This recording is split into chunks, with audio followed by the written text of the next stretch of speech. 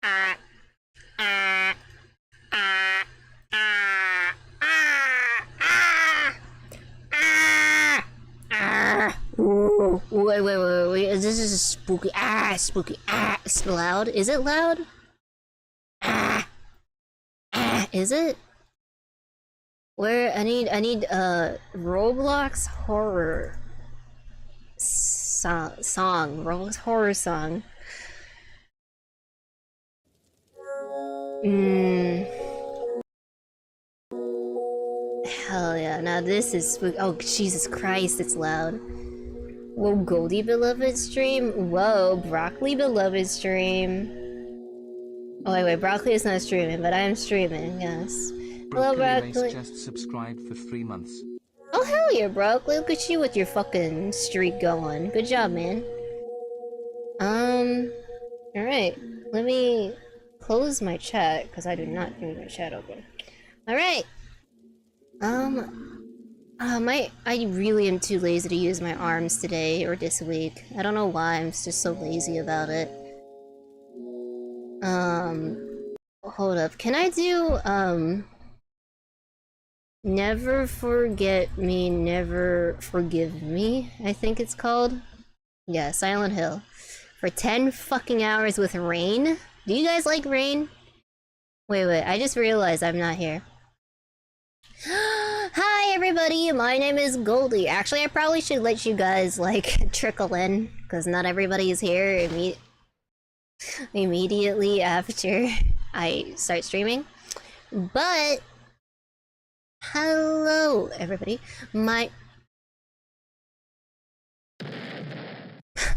okay. My name is Goldie, welcome to the stream. Today, we are... Wait, we need spooky horror. Do you guys want ambient rain music? What is this? Why do we need ambient rain? Is this spookier? Is this spooky? Whoa, spooky bits. Here we go. Hey, hi, Corporate Hammer. Hi, Mauricio. Hi, Null. Hi, Broccoli. Hi, Dankman. Aye, the horror. Spooky bits. Hi, Nova. Hi, everybody. Welcome to the stream. Oh, I forgot to tie up my hair. Spooky night. That's right. We're getting spooky on a Friday night. Isn't that right? The horror. Hug Null, Goldie. Okay, I will hug every single one of you. I will hug Null especially if you guys are getting spooky dookied. That's all I heard. Is this loud, by the way? It should be fine, right? Louder? You want it to be louder. Okay. Even louder. And making it louder. How does this sound? It's peaking the microphone. It's peaking the microphone. It's speaking. I can't make it. You want it louder? Wait. How can I make it louder? It's already peaking. Audio properties. Can I make it even louder? Can I make it... I don't know what this sounds like. Is this...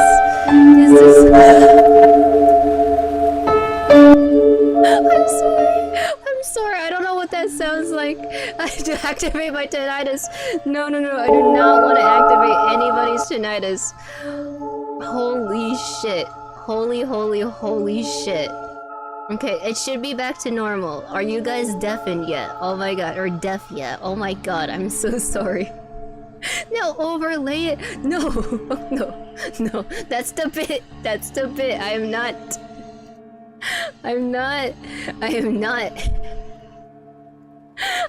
doing that anymore. Good, now I'm just deaf. Oh my god. Oh jeez. Okay, so... Sorry about that. If I made you deaf, we don't have subtitles, so I guess you're fucked. Laugh 'em out. Oh my god. Okay. Wait, what? For some reason could you repeat? Well, that's a clip now. For some reason, my tracking hasn't been too good today, or like these recent days. There might be an upgrade with my, program, or actually, Let me try something. Let me see if I can rub the camera. Halloween came early or late. Can you believe it, guys? Halloween, just a week away. All right, let me try fixing my face. Okay, that's a little bit better. Is it that much better? Not really, but I don't really care right now. Halloween came early or it came late, but I just, what's it? I think it's either Lopi. I think it was either Lopi or Steve or somebody. Somebody recommended me, hey, Goldie, I want to hear you do spooky Reddit 2-sentence horror stories. Because me and my friends were in a VC together and we're just reading out really stupid 2-sentence horror stories together, right? And I think that's really funny. So, yeah, have a good one now. Oh, rough day. It'll be a nice stream to help with the sad boy. Oh no, it's okay. Everybody has sad moments every so often. No, it's okay. I'm here to help you smile and have a good time. So let's have a good time and be happy together. 2-sentence horror story, don't meet you. Yeah. Good Goldie, good luck. Thank you, Corp. Hehe table. I have to go. Oh, I have to get up early, so it's okay, Corporate Haver. Thank you for coming over and saying hi regardless. I hope you have a great time. And good luck whatever the fuck you're doing tomorrow. It'll actually be good for me after a test. Ooh, shit. Have you been to a test in itself for pretty horror? 2-sentence horror is either really good, barely, or in between. Yeah, right? This is a semi-serious... This is not serious. When is it ever serious on Goldie channel? But, this is for hee and ha-has. I'm going to be browsing the 2-sentence horror... Oh, medical test. Oh, shit. Are you good? I know you had, you always had health problems, but I hope you're doing okay, Broccoli. Always will watch back. Hell yeah, Corp. We love you, man. But yeah, this is gonna be like a silly, let's see, and browse Reddit horror. Reddit horror, subreddits and see what there is. And we can like read it out loud and it'll be spooky. Yeah, let's see. Okay, let's see. I think we should be getting this ready.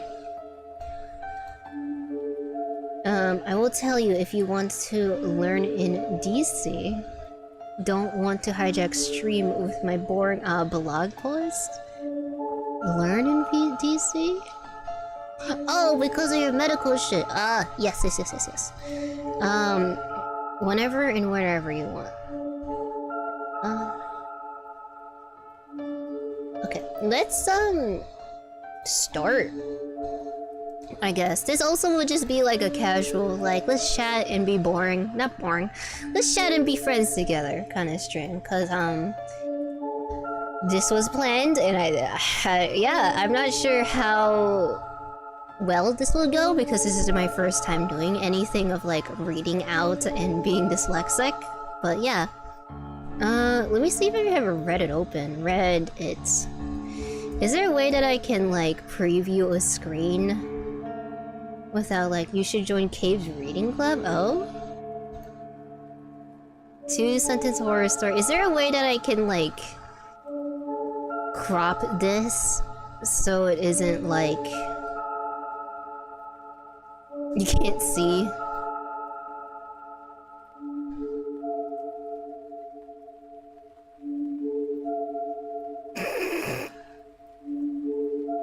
A lot of these are sucking ass. A lot of you suck ass. Alright, chat. Throw your own 2-sentence horse in the chat. Oh, see? This is what I'm liking.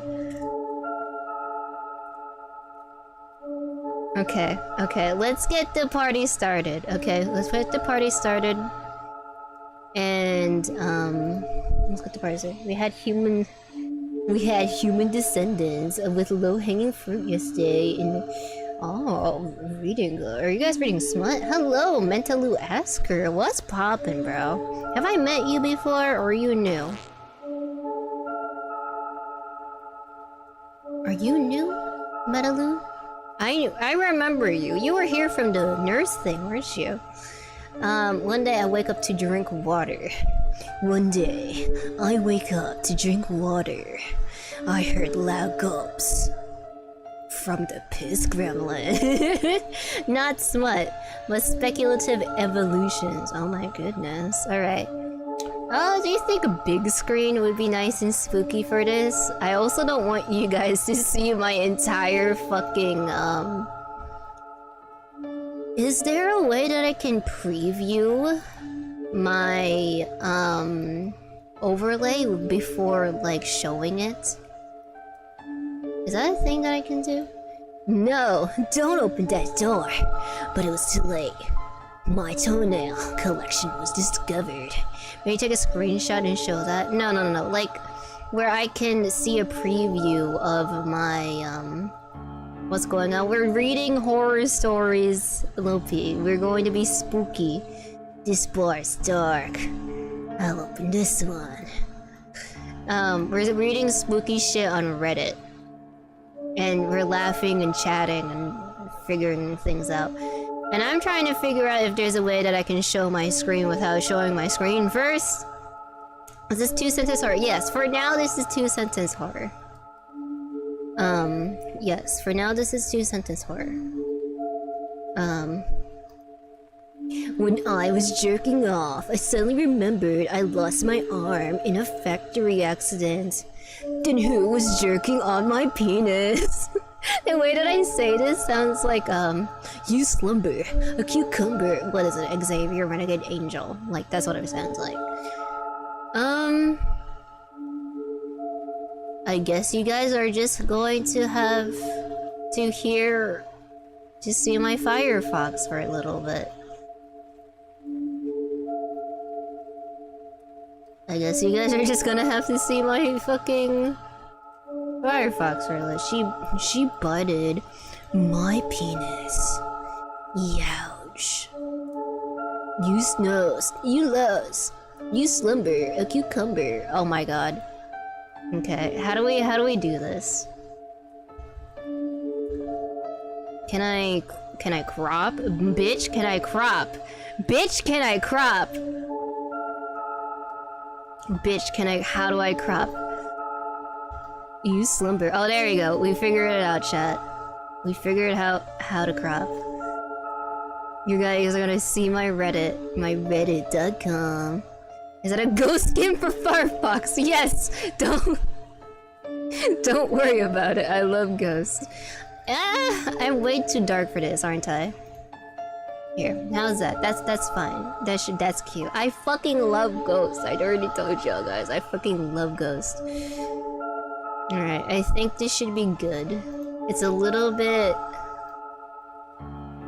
I think this should be fine. This should be fine. Where is the ghost fucking permit? Yeah, this should be fine. Let's read some horror stories. Base light mode. That's what I do. Oh, that type of liking? What do you mean? What are you guys talking about? If you can, you should put spooky forest at the back. What is spooky forest? What are you talking about? Hold up. Let me drag this. What are you talking about? Spooky forest at the background. Spooky forest? Goldie was streaming when suddenly she saw something. Oh my god! Goldie was streaming when suddenly she saw something horrifying come her way. A desk! That damn was perfectly done. Spooky forest music?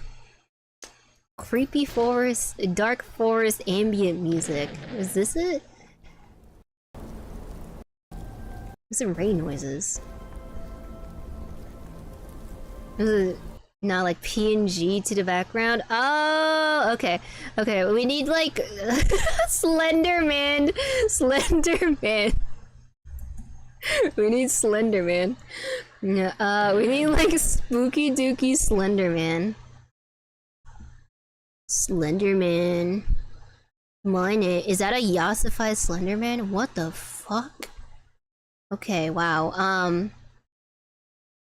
Okay, we need like a spooky dooky Slender Man. With save image as. What it do? No, it saves it as a webm. Are you kidding me? Okay.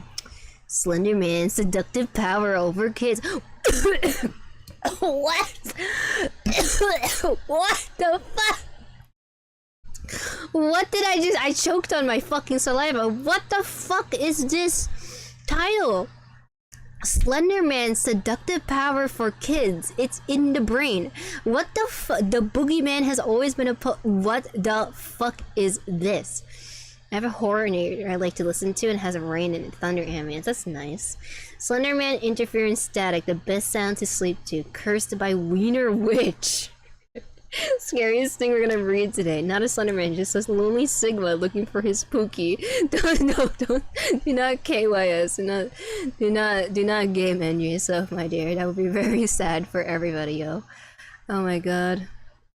Oh yes, remnants of the Elsa gay. Wow, I haven't thought about Elsa gay in fucking a long time. Alright, let's open up an image source. Open the image source, browse the image source, go to download. Slenderman. Wow, that's terrifying. So spooky.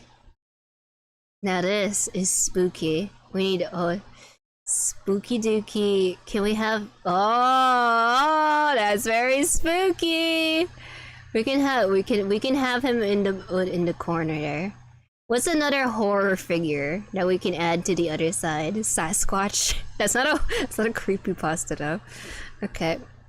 We have the Jeff the Killer. Okay, we can do the Jeff the Killer. We need to find an image of Jeff the Killer. Jeff the Killer. Jeff the Killer. It feels like I'm watching 10 True Stories, horror stories. Oh my god, is this a yassified Jeff the Killer? I actually kind of Jeff the Killer yassified. Oh my god, Jeff the Killer.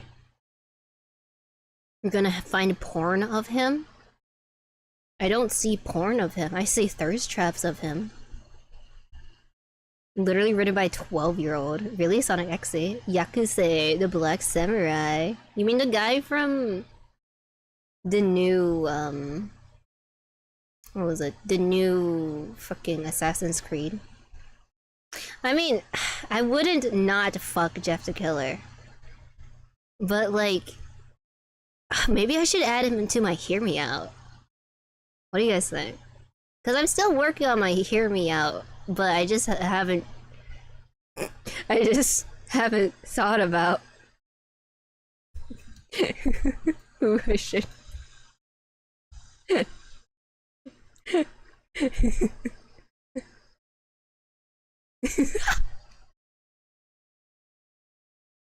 You look like he's kissing my head. Mwah. Oh, thank you so much, Jeff. Mwah, mwah. I'll never Jeff to kill you. I Jeff to love you. Mwah, mwah.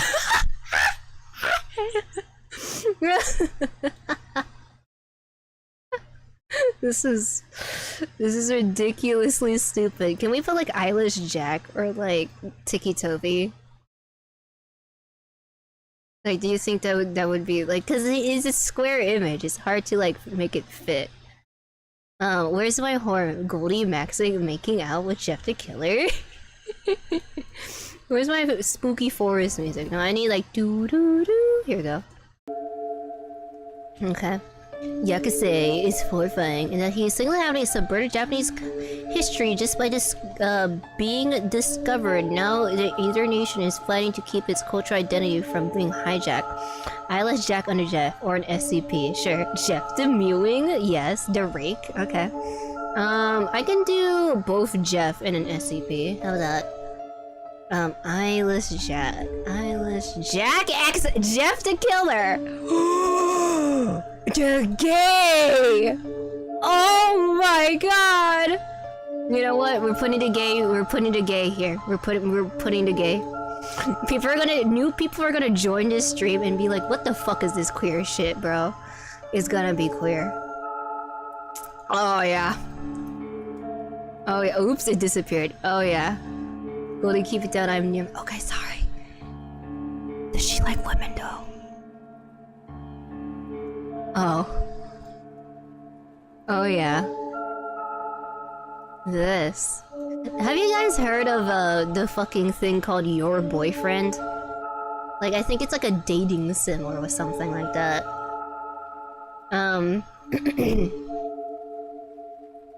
The rake feels pretty forgotten. I like to rake. I know. We can also read. I look away for 1 minute. My dog is standing on me. Just like pick him up. I like how we went from me asking for basic ass forage to turned into. Can we have prawn? Oh my god. What are we doing here? Okay. He stepped on my balls. Youch. Your dog is already spookied. Yeah. Dog emoji. Okay, let's continue watching and reading. We're doing the scary, okay? Let's read the scaries. Should I have like a reverb? Like, should I have like a deep filter with an echo and reverb? He heard Goldie's voice and sniffed the phone. Hi, Aoni. I love fucking Aoni. Get a gif of the big-headed boy walking. Aoni? A reverb and slows. Let me see if I can get a gif of an Aoni gif. This is just gonna be. Oh my god.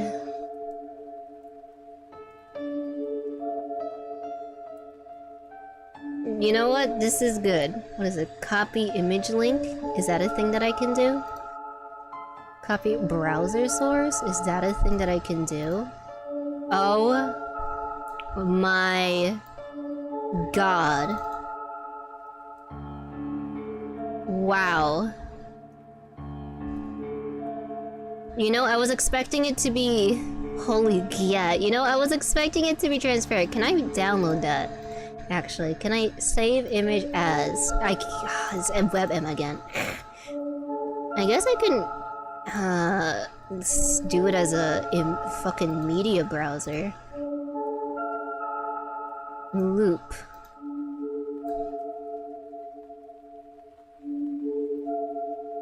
What the fuck is that?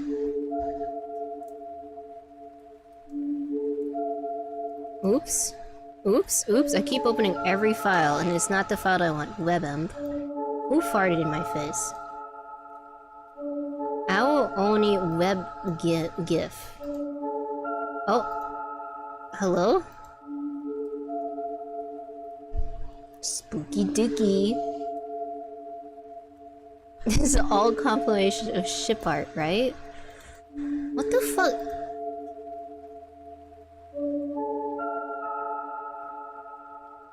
Right, where is it? I don't see it. Owie. Ow. Oni. I don't see it. Where the fuck did it go? Oh, it didn't download properly, that's why.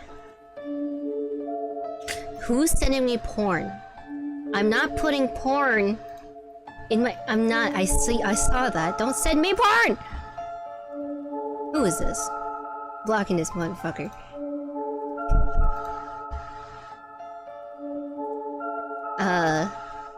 Hey, yo, I'm getting porn.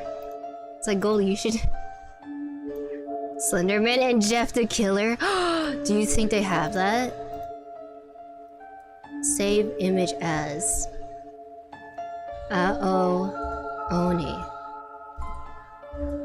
It's a WebImp, but I'm pretty sure mine can play WebImps. Uh-oh.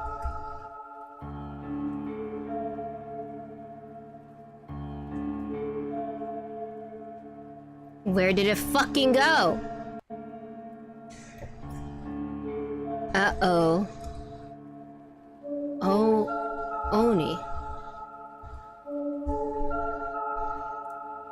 Hey, yo, so if you're porn and you're not sharing? Oh, by the way, I meant the dog from SCP. Trust me, it's weirder but less questionable.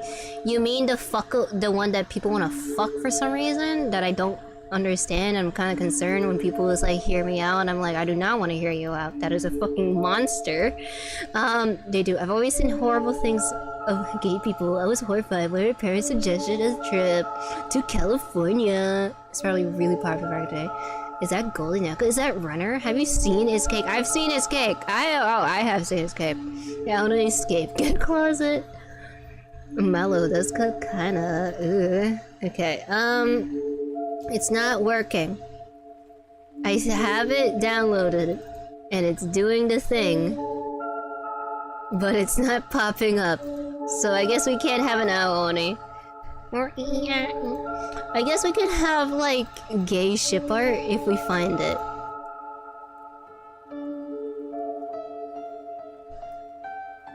Okay, I think we're done playing with this shit. Fucking a monster dog, and it moans. And it moans in one of its victims' voices. Don't fuck the monster lizard dog thing, bro. Okay. Okay, let's actually start reading and being scary. Actually, let's go back to this, actually. Do we want a voice changer? I don't think a voice changer would add to this, would it? I crashed it. I crashed voice mod. Let's us test. Okay, sure. What if it's using the voice of my dead wife? Your wife is dead. That is a dog. That is a lizard monster dog. That is not your wife. What's the sound? Meow meow meow. Meow meow meow. It's not working. It sounds.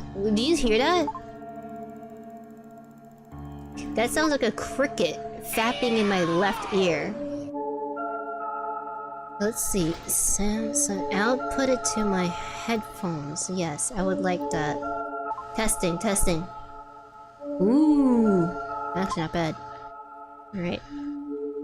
But what kind of broken microphone? What does this sound like? Oh my fucking god. Do you. Oh my god. What? Oh fucking. Oh my god. Oh my god. Holy shit. Oh. Oh shit. Properties. Change this to voice mod. I don't know what is this loud? It looks really loud in the microphone. I'm really sorry if this is super loud in the microphone. Crunchy. Spooky. Is this spooky? Is this spooky? Turn it down. Oh shit. Oh shit. Oh shit. Oh shit. How's that? How's that? No, it's fine. No, that you fucking. This is very spooky. Shut it down! Shut it down! This is very spooky. I've been getting into anime lately, said my weeb friend. He was watching. My stepsister is a 1,500-year-old godless is. What the fuck? Little pie, turn it up. I'm not putting it up! What is... okay. Banana. I'm not doing the banana. Magic course. This is... I don't have anything like scary. Unfortunately, I don't think I have anything scary. I don't have... Who the fuck is this? Who the fuck is this asshole? Clean a microphone. I can make my voice deeper. I can make my voice deeper. Oh, hey big girl. You wanna fuck? I can make my voice, higher. Lower. Hello? Hello. Hello? Hello, hello, hello, hello, hello. Goldie the Rizzler. Is there just a simple reverb? Oh, I don't have reverb. That's the fucking problem, because I don't have a paid version of this stupid ass app. What is this? Okay, wow. Alright, no voice mod. No voice mod. We are not having voice mod. Because I don't have anything fun. This should be my regular mic. Can somebody confirm and deny that this is the same microphone, please? Should I get a snack, guys? Confirm it. Not Machine Head Goldie. This is Counter-Strike VOP experience. Need the link. Goldie to Rizzler. Confirm that. Can you guys confirm that this is the same microphone as Nara? What? I also want a snack. Confirm. Confirm. Shut up, coffee bot. I also want... Affirmative. Affirmative. Okay. I also want a snack. So, I heard weird noises outside my room. I thought it was my dog. But then, I heard that awful noise. Agaga. You sound kind of small on this microphone. What does that mean? Alright, let's go back to this. Can we like zoom in on it? Oh yeah, now that's... Oh, but now it's too big. We can't have it that big. Okay. Let's see. I heard you have a monster dog, said the slutty woman. Grr, said my monster dong. What? Well, I mean, you should sort by top of the month. You're so right for that, bestie. Best. It's already best.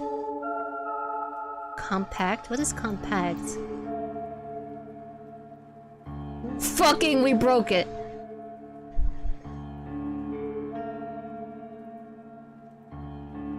Okay, I guess we won't do that. Oh, we're breaking Reddit, apparently. Okay, I guess let's read this one. I also kind of want a snack. There's this really Goldie read Eyeless Jack Creepypastas. I can read Creepypastas, I just don't know where to look for them. I can do that though. I miss you, David, I said. Whippin' Nene, said the police officer, the creature.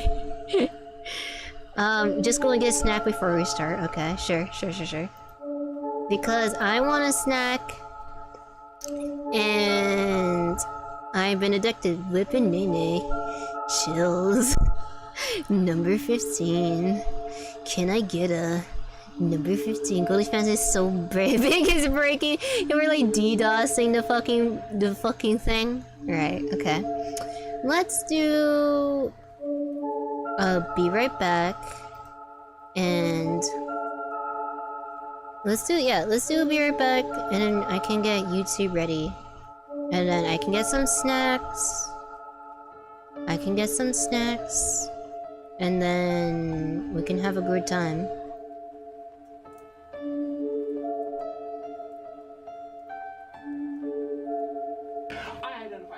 Okay, is it working? I don't think it's working. Oh, never mind, it's working perfectly. Alright, let's go. I identify as rich, and I mean, I kind of have OCD. You mean OBCD?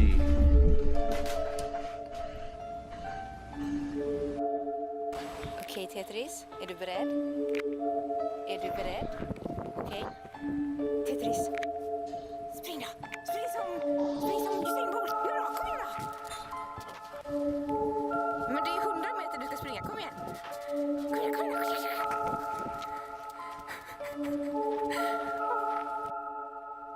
Time to take a piss.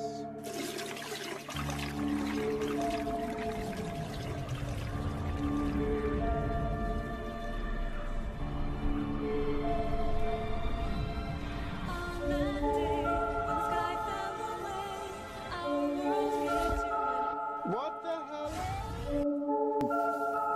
Taking pictures of people that stop by. Illegal drugs you do in your garage? Oh, there's no illegal and on the drugs in my property? garage. Oh, yes, there is. And there's evidence of it. What? there. There's no illegal drugs on my property. Hello, Well, yes, there are. Oh, you know.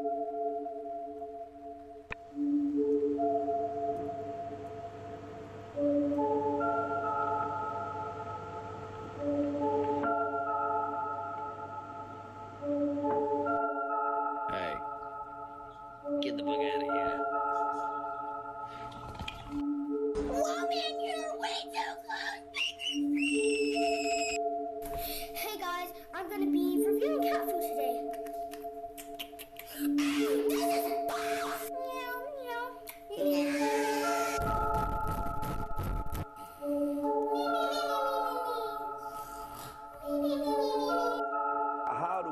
an onion. Big onion. Look at that. Woo, to the good onion. Good onion is a heavy onion, so it's 6-pound onion. It's also an onion where the onion is put. This is the tip of the onion.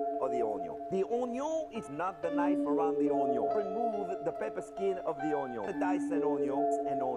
Cut the onion in half on the onion, and onion. Then the onion with onion right here. Onion. The onion.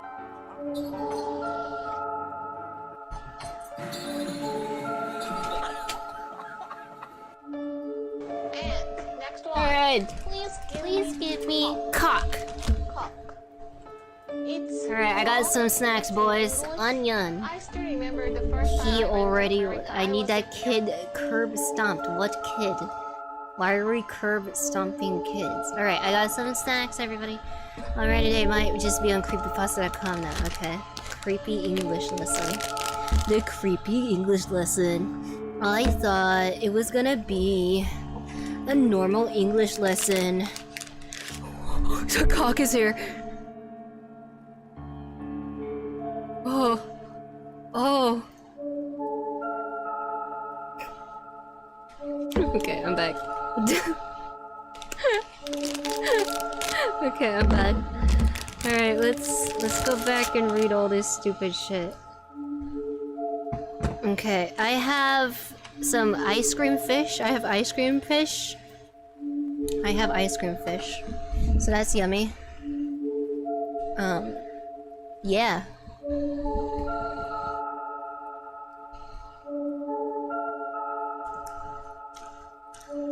Bone guy. I don't fucking know that. I was thinking of making an original joke until I realized I could milk the creature.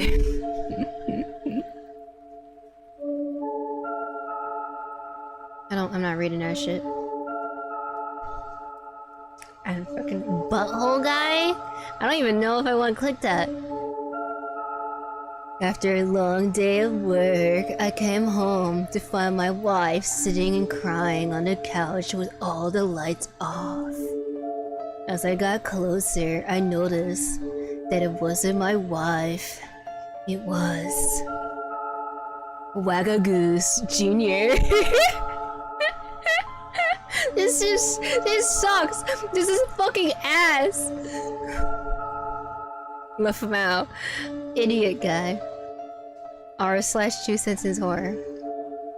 As I tucked my son into bed, he whispered, "Daddy, there's someone in the closet." You wouldn't believe the sheer terror I felt when something whispered back from the closet, "No, there isn't." What are these stories? We should, like, show us your egg yolk legs? You want to see my egg yolk legs? Leggies. Okay. Well, if you want to read Creepypasta, I can send you a link. Okay, good. Go ahead, Broccoli. I want to read... If this is getting... Goldie is in it. This is too boring. We can read, actual classic creepypastas, because it's been a hot second since I've read creepypastas. Wait, I think you are just looking at the wrong subreddit. There's another one. We broke Reddit. We keep breaking Reddit. We keep breaking it!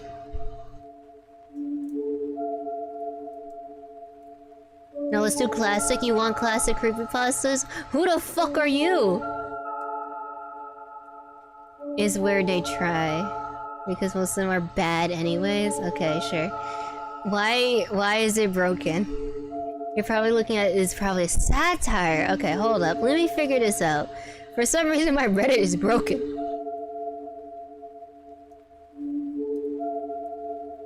Oh, I found a serious one. Oh, this is a serious one.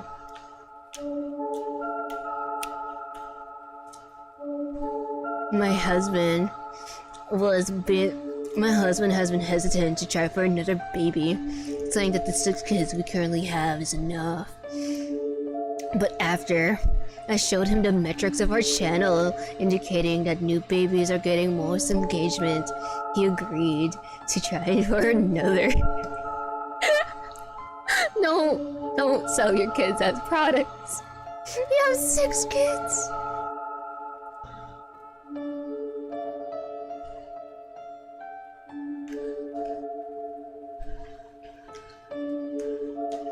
A beautiful woman like you shouldn't be out this late, she said, as a man grabbed a woman's wrist. Neither should a human, she replied, as tentacles emerged from her hand and grabbed a man's wrist. That's a kink. This is somebody's dream right here. For a tentacle woman to grab him in the middle of the night and like have her ways with him. The delivery sucked. This is too scary, please stop. Sorry, me with a nurse, yo. 100% Japanese guy, you think? Or maybe somebody terminal on the internet. I ran to customer service to pick up my lost child, only to be stopped by the employee. Nice try, sir. His dad has already taken him. What does that mean? Let's read it here. If we probably get bored, I will send you a creepypasta. Alright, sure. Thank you, Broccoli. Stop being a man and pussy up, shouted the man as he beat his son to death with a baseball bat. Just once to be a man and snatch the fucking bat from me, he screamed as he pushed the reset button on his son's corpse. What is this fucking human playground ass shit? For prostate button? Don't say that! What? What? Mommy, is it true? People can say whatever they want, even if the government doesn't like it. A long time ago, her mother said. He quickly added, glancing at the man in the corner, tracing his finger over the turkey guard. But we're all much safer now that only the right ideas exist. What the fuck is happening? You can do it, the girl told herself, who had been training night and day to beat her world-renowned boyfriend's freediving record, despite his reservations. Her lungs burning, she turned to yank 5 times on the death rope for this assisted ascent, having reached a milestone, but instead watched as the weightless line trailed slowly past her into the glue. I'm 14 and this is deep. Jesus Christ, all these are so fucking bad. That's not a 2 sentence. That's like multiple sentences. I think every story should end with prostate.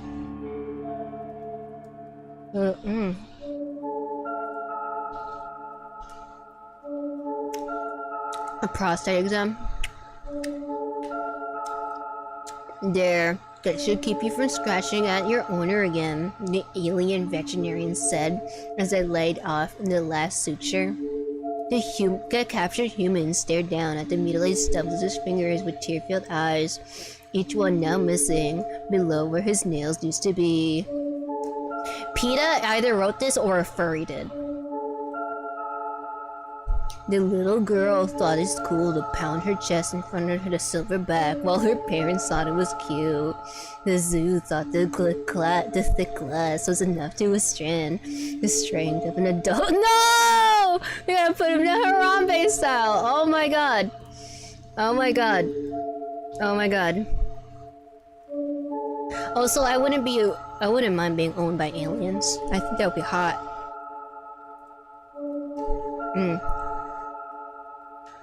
You only had to kill 3 to save the world!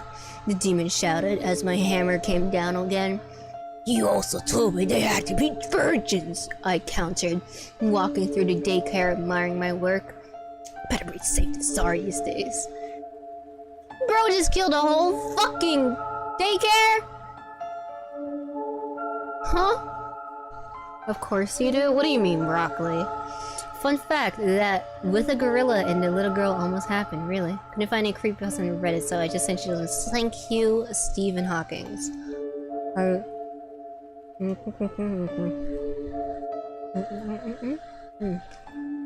Hold up, I gotta eat my chocolate vanilla ice cream fish before it melts. Send her mostly bad ones. You want me to only have bad ones? The class cracked, but didn't let the gorilla through. Oh my god. I finally deleted a voicemail from my sister, who vanished last year. This morning, my toddler answered the phone, giggled, and said, "Auntie says you shouldn't have buried her phone with her."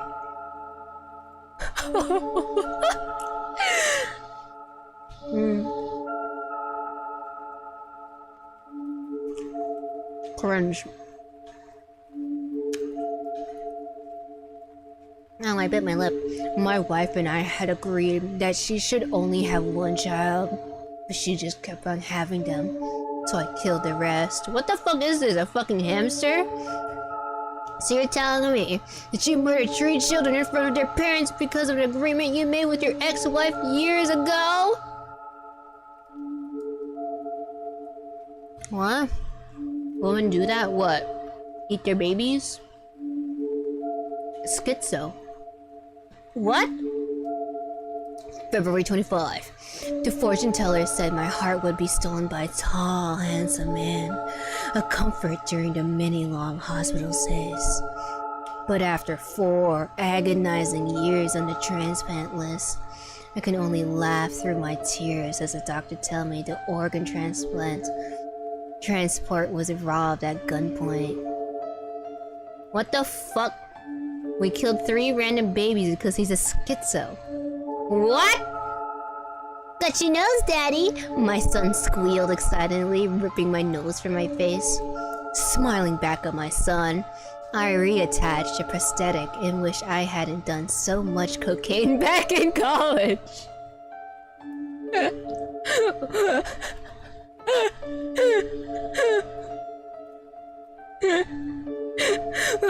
That's the funniest shit ever. When 2 were in bathroom once and there was peeing standing up and I remembered I was in California. Yeah, that's your mistake. Being in California.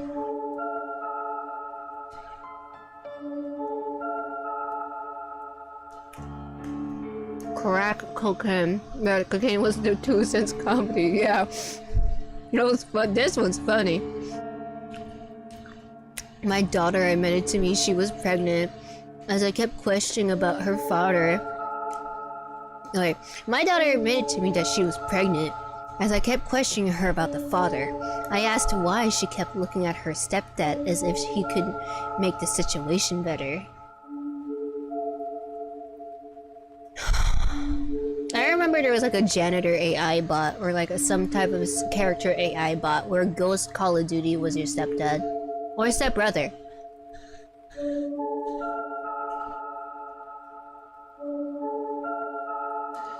Oh my goodness. Some could work, but they make it way too long. What the fuck is this? She made airplane noises with the spoon as her baby cried out in its high chair.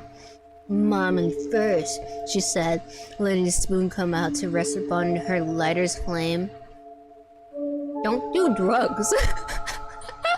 What is up with these like crack cocaine fucking ones? Like heroin, what is this?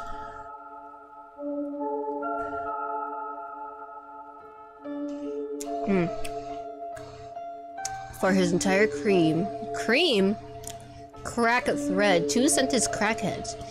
For his entire career into his deathbed, the bishop believed in the good nature of his work and his fellow men. One could only imagine his confusion and distraught when he crossed the pearly gates only to find heaven completely empty. What the fuck does that mean?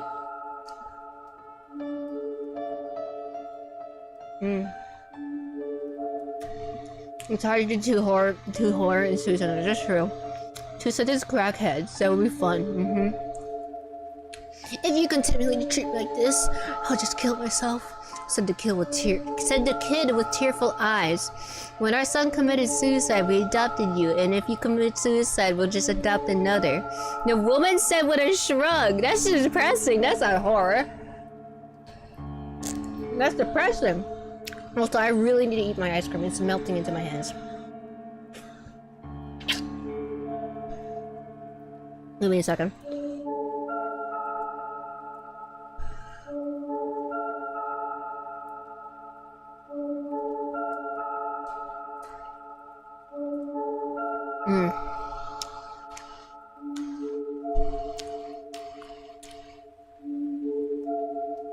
This sucks.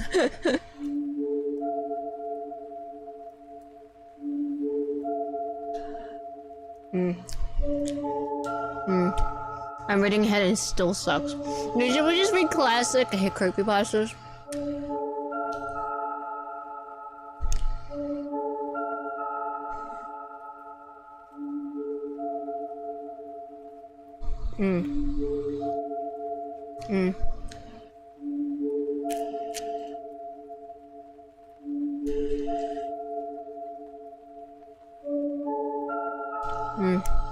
Yes, I want ones that are funnily bad. Okay, sure.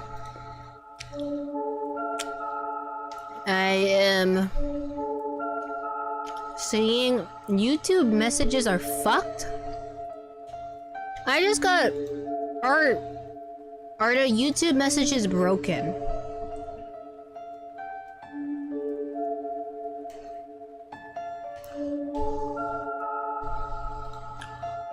Hold up. Are the YouTubes broken? Let me see.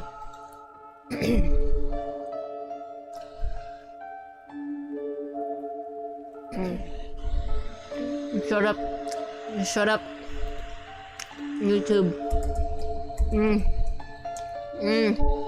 YouTube's broken?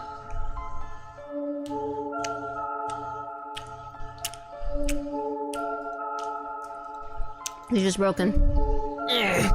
Squeeze my hog. Sorry. So, okay. Good to know it's broken. That's not good. I know. Hi, Broccoli. Hi, Boop B. I know. Hi, everybody on YouTube. Sorry to hear that it's broken for some reason. It shouldn't be. If it continues to be broken, unfortunately, I don't know what else I can do. X-Men has been your only Patreon for 20 million years. There was one other one. There was one other one. Ghosty also was a mod or Patreon for a little bit. If YouTube's broken, I apologize. I have no idea how to fix it. They used to be working, right? It's hard to do horror. Sucks so good. What's that? And then someone by the cock commercial. Gabagool came from the voice under the child's bed. My heart dropped when I realized that he didn't say monster, but mobster. Okay. I needed to happen to me. YouTube died. Twitch let her know. It has less rights compared to Twitch. No, that's none of the YouTube messages are going through. It's been down. Shit. Okay, worked at first? Okay. I'm not sure how to do this. Don't worry, sir. The new medication will grow back your penis in 2 days. It's been 5 days, and it hasn't stopped growing. Schlong massive. Should have went bada bing instead of gabagool. Alright, weird to see that's broken. I'm not sure how entirely to fix it. Unfortunately. Oh, thank you. I need to fucking figure this out. No, just come here. Based. Can I refresh it?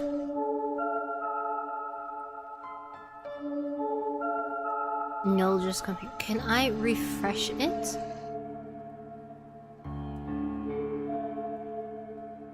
Okay, oh no, I see what happened. Griller, what the fuck? Is this chat barking? This chat is not barking. In fact, it's broken. You need to stop being a pussy. I know what's happening. Botrix isn't my moderator right now, is it? What's it? Botrix, which is my other... What's it? My other, you know, the thing. Where the fuck is it? Where the fuck is it? Botrix. I guess Botrix is just fucking dead? Alright, unfortunately, I think I may or may not have to reset. I know the thing, we all know the thing, we love the thing. I think I might have to re-upload and redo. Well, using AI instead of cancel her for 1,000 years. I think it has to do with my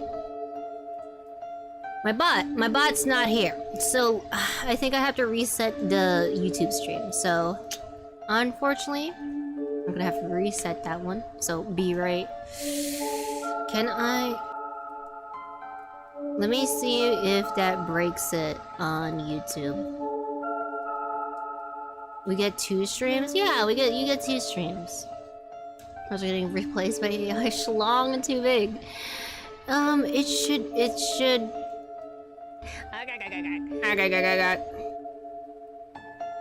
What the fuck? Okay, my bot should be here. But I guess the bot fucking left for some damn reason. So that sucks.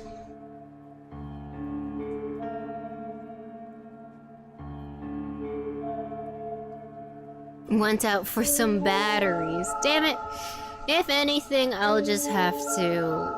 Unfortunately, I'm not sure how well I can do it. Fire Botrix, let me hand out the messages myself. Damn, I don't... That so sucked. That sucks ass that my Botrix is just gone for some fucking reason.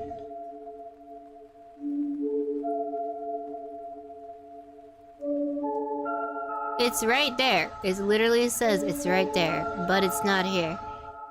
Fucking god. Alright, well, I guess Botrix is a piece of crap. And left! Botrix is dead! I can't see it. Okay, technical difficulties. Unfortunately, I don't know if I can read YouTube chat for now. I'll have to have it open. I'll have it open just so I can read it every so often. But unfortunately, I will have to... I can't see YouTube chat immediately. Unless... Can you guys... Disabled. The chat is disabled for this live stream. Are you kidding me? Okay. Okay. That's good. That's good. That's good to know that my AI, not AI, my bots are broken. Oh, fucking well. I guess we'll just have to deal with that, don't we, friends? Alright, well, if that's not working, they don't call him Long Schlong John for nothing. Unfortunately, I can't read your guys' YouTube chats ASAP, but I will be tabbing in and out every so often. Just so I can see your guys' messages. For now, let's read some genuine creepypastas. Let's read some genuine creepypastas.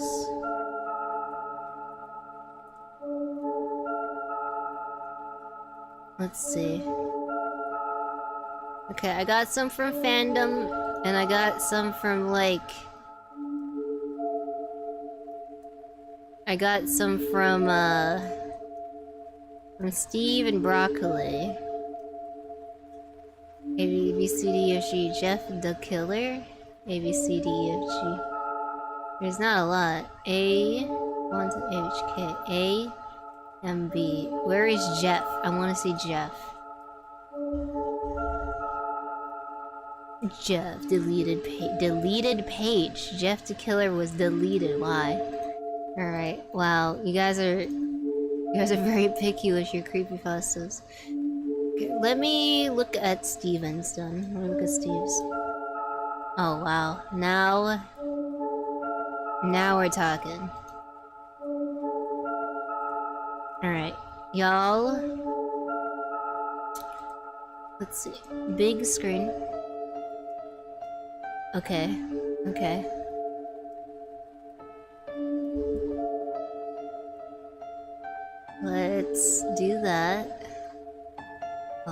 Oh, I sent you the undeleted post for Jeff. Okay. Oh, now we are cooking. We might not be able to see the gays in the back, but it's okay. We can Jeff the kill together. Wouldn't that be lovely? Alright. This is aging me hard. Alright, let's read the classic Jeff the Killer creepypasta together. Okay? Let's do this together, friends. Pick out one of my favorite husbando stuffers. Well, I don't have a favorite husbando per se. But let's see. I don't know why my YouTube chat's broken. That's unfortunate, but oh well. We'll figure it out later. I might have to switch my bot in my chat room to something else. The one that Mimi and Nurse use, but we'll see. We'll see.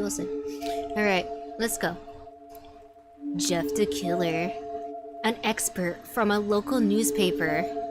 Ominous unknown. Killer is still at large.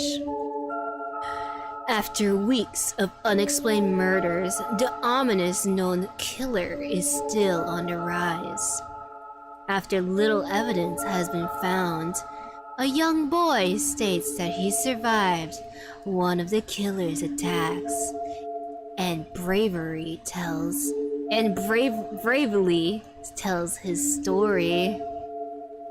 I had a bad dream. Oh wait. I had a bad dream and I woke up in the middle of the night, says the boy.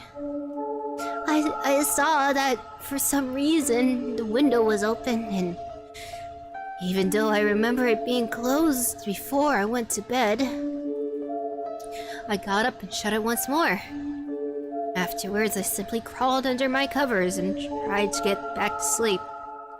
That's when I had a strange feeling, like someone was watching me. I looked up and nearly jumped out of my bed. There, in a little ray of light illuminating from between my curtains, were a pair of two eyes. These weren't regular eyes, though. They were dark, ominous eyes. They were bordered in black and just plain out terrified me. Then when I saw his mouth, a long, horrendous smile that made every hair on my body stand up. The figure stood there, watching me. Finally, after what seemed like forever, he said it. A simple phrase, but said in a way only a madman could speak. He said, "Go to sleep." I let out a scream, and that's what sent him at me. He pulled a knife, aiming at my heart. He jumped out of my bed. I fought him back. I kicked, I punched, I rolled out, trying to knock him off of me. That's when my dad busted in. The man threw the knife and went to my dad's shoulder. The man probably would have finished him off if one of the neighbors hadn't alerted the police. They drove into the parking lot and ran towards the door. The man turned and ran down the hallway. I heard a smash, like glass breaking. As I came out of my room, I saw the window that was pointing towards the back of my house has been broken. I looked out to see him vanished into the distance. I can tell you one thing, though. I'll never forget that face. Those cold, evil eyes, and that psychotic smile. They will never leave my head. When we get to part where Jeff makes out with Goldie, I would kiss Jeff the Killer. Police are still on the look for this man. If you see anyone that fits the description of the story, please contact your local police department. Jeff and his family had just moved into the neighborhood. His dad has got a promotion at work, and I thought it would be best to live in one of those fancy neighborhoods. Jeff and his brother, Lou, couldn't complain though. A new, better house? What was there not to love? As they were getting unpacked, one of their neighbors came by. Definitely makes little boys that are asleep gross. Hello, she said. I'm Barbara. I live across the street from you. Well, I just wanted to introduce myself and to introduce my son. She turns around and calls her son over. Billy, these are our new neighbors. Billy said hi and ran back to play in his yard. Well, said Jeff's mom. I'm Margaret, and this is my husband, Peter, and my two sons, Jeff and Lou. They had introduced themselves, and Barbara invited them for her son's birthday. Wow, that was fucking quick. It's like, hi, this is my son. Hi, this is also my son. Wanna be friends? Alright, Jeff and his brother were about to object when their mother said that they would love to. When Jeff and his family were done packing, Jeff went up to his mom. Mom, why would you invite us for some kid's party? If you haven't noticed, I'm not some dumb kid. Jeff, said his mother, we just moved here. We would show that we want to spend time with our neighbors. No, we're going to that party and that's final. Jeff wanted to talk, but stopped himself, knowing he couldn't do anything. Whenever his mom said something, it was final. He walked up to his room and plopped down on the bed. He sat there looking at the ceiling, when suddenly, he got a weird feeling. Not so much pain, but a weird feeling. He dismissed it as some kind of feeling. Oh, some kind of random feeling. It was like, bitch, you feeling? He heard his mother call him down to get his stuff, and he walked down to get it. The feeling! I'm already quaking in my boots. This fucking sucks! What do you mean this is so fucking popular? The next day, Jeff walked down the stairs to get breakfast and got ready for school. As he sat there eating his breakfast, he once again got that feeling. This time it was stronger. It gave him a slight tugging pain, but he once again dismissed it. As he and Lou finished breakfast, they walked down to the bus stop.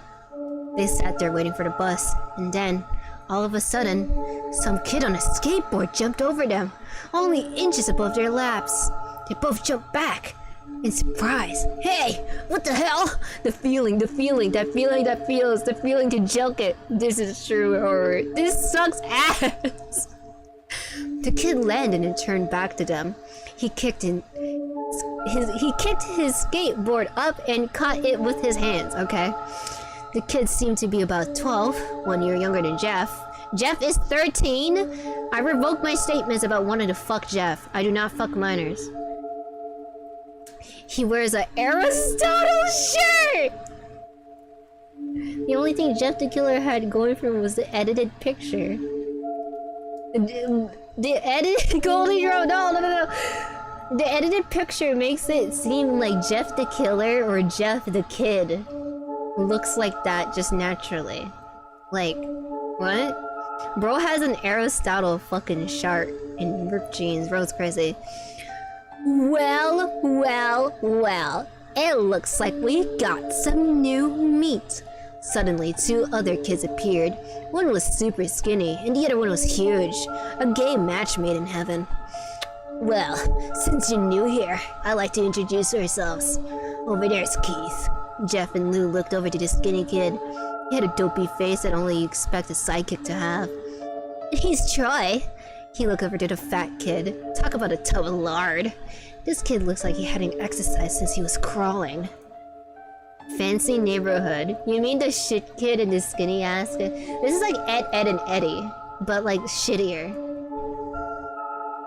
And I, said the first kid, am Randy. Now, for all the kids in this neighborhood, there is a small price for a bus fare. If you catch my drift. Lou stood up, ready to punch the lights out of the kids when one of his friends pulled a knife on him. Why is the kids pulling knives out on each other? And why the fuck are we out here? I had hoped you'd be more cooperative, but I guess we just have to do it the hard way. The kid walked up to Lou and took his wallet out of his pocket. You're not gonna do anything about this, Lou? Jeff got a bad feeling again. It was truly strong. A burning sensation. He stood up, but Lou gestured him to sit down. Jeff ignored him and walked up to the kid. Listen here, you little punk! Give back my bro's wallet or else! Randy put the wallet in his pocket and pulled out his own knife. Every kid just has a fucking shank around here. The feeling is a feeling. The feeling that he feels is a feeling, yes. Oh, and what will you do? As he finished the sentence, Jeff popped up a kid in his nose. Oh! Jeff! Jeff fucking killed somebody! As Randy reached for his face, Jeff grabbed the kid's wrist and broke it. Ah! Randy screamed, and Jeff grabbed the knife from his hand. Troy and Keith rushed Jeff, but Jeff was too quick. He was the alpha wolf in this relationship. Nobody's gonna hurt his Omega. He threw Randy to the ground. Keith lashed out at him, but Jeff ducked because he's cool and he doesn't die. His eyes glow red when he's angry, and he stabbed him in the arm. Oh shit. Oh, I know anything but that. Aye! Keith dropped his knife, and he fell to the ground screaming. Ah! Troy rushed him too, but Jeff didn't even need the knife. He was just too Omega and Alpha for that. He was too cool. He punched Troy straight into the stomach, and Troy went down. As he fell, he puked all over. Lou did nothing but look in amazement at Jeff. Well, he sounds like Sir Pelo with those screams. Jeff, how'd you... Oh wait, I should probably read YouTube chat, shouldn't I? Yeah, that's why it's so popular, because it's fucking weird. Or is it because it's murderous kids with knives? I love that this was almost definitely written by someone who's 14 or 13. Oh, this is fucking so dumb. Jeff, how'd you... That's all he said. That was all he said. They saw the bus coming and knew they'd be blamed for the whole thing. So they started running as fast as they could. As they ran, they looked back and saw the bus driver rushing over to Randy and the others. As Jeff and Lou made it to school, they didn't dare to tell what happened. So you're telling me they can run to school, but they bothered to wait for the damn bus? Goldie doesn't understand true sentiment. Ah yes, this is cringe. Oh hey! The YouTube chat's back! YouTube chat's back! Awesome. They're not that smart, no? Alright. Lou just thought of that as his brother beating up a few kids, but Jeff knew it was way more. The feeling inside of him was feeling. He was really feeling that feeling. It was something scary. As he got that feeling, he felt how powerful that feeling was. The feeling, the urge to just feel like you should hurt someone. He didn't like how that sounded. He didn't like how the feel felt. But he couldn't help but feel happy about that feeling. He felt the strange feeling go away. And stay away from the entire school. As he walked home, did the whole thing near the bus stop and feeling how he felt, he probably wouldn't be taking the bus anymore. He felt happy. When he got home to his parents, asked him how his day was, he said, in a somewhat ominous voice, "It was a wonderful day." The next morning, he heard a knock at his front door. He had a bad feeling about this. He walked down to find 2 officers at his door, his mother looking at him with an annoying look. Oh yes, this is a cringe. I was he has a spooky feeling. He has a feeling. Jeff, these officers tell me that you've attacked 3 kids.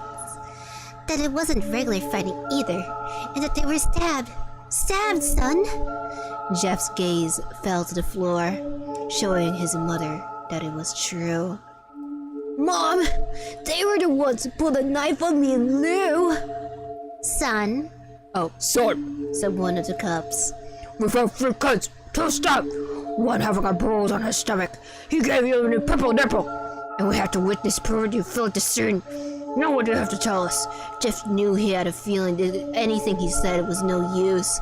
He'd say him and Lou would attack, but had a feeling that since he had no proof of who attacked him first, he couldn't get away. They couldn't say that they were fleeing, because the truth would be told they were, so Jeff couldn't defend himself or Lou. Son! Huh? Son! Son? Well, wait. Son! Call down your better! Jeff couldn't do it. So it was him who beat up all the kids.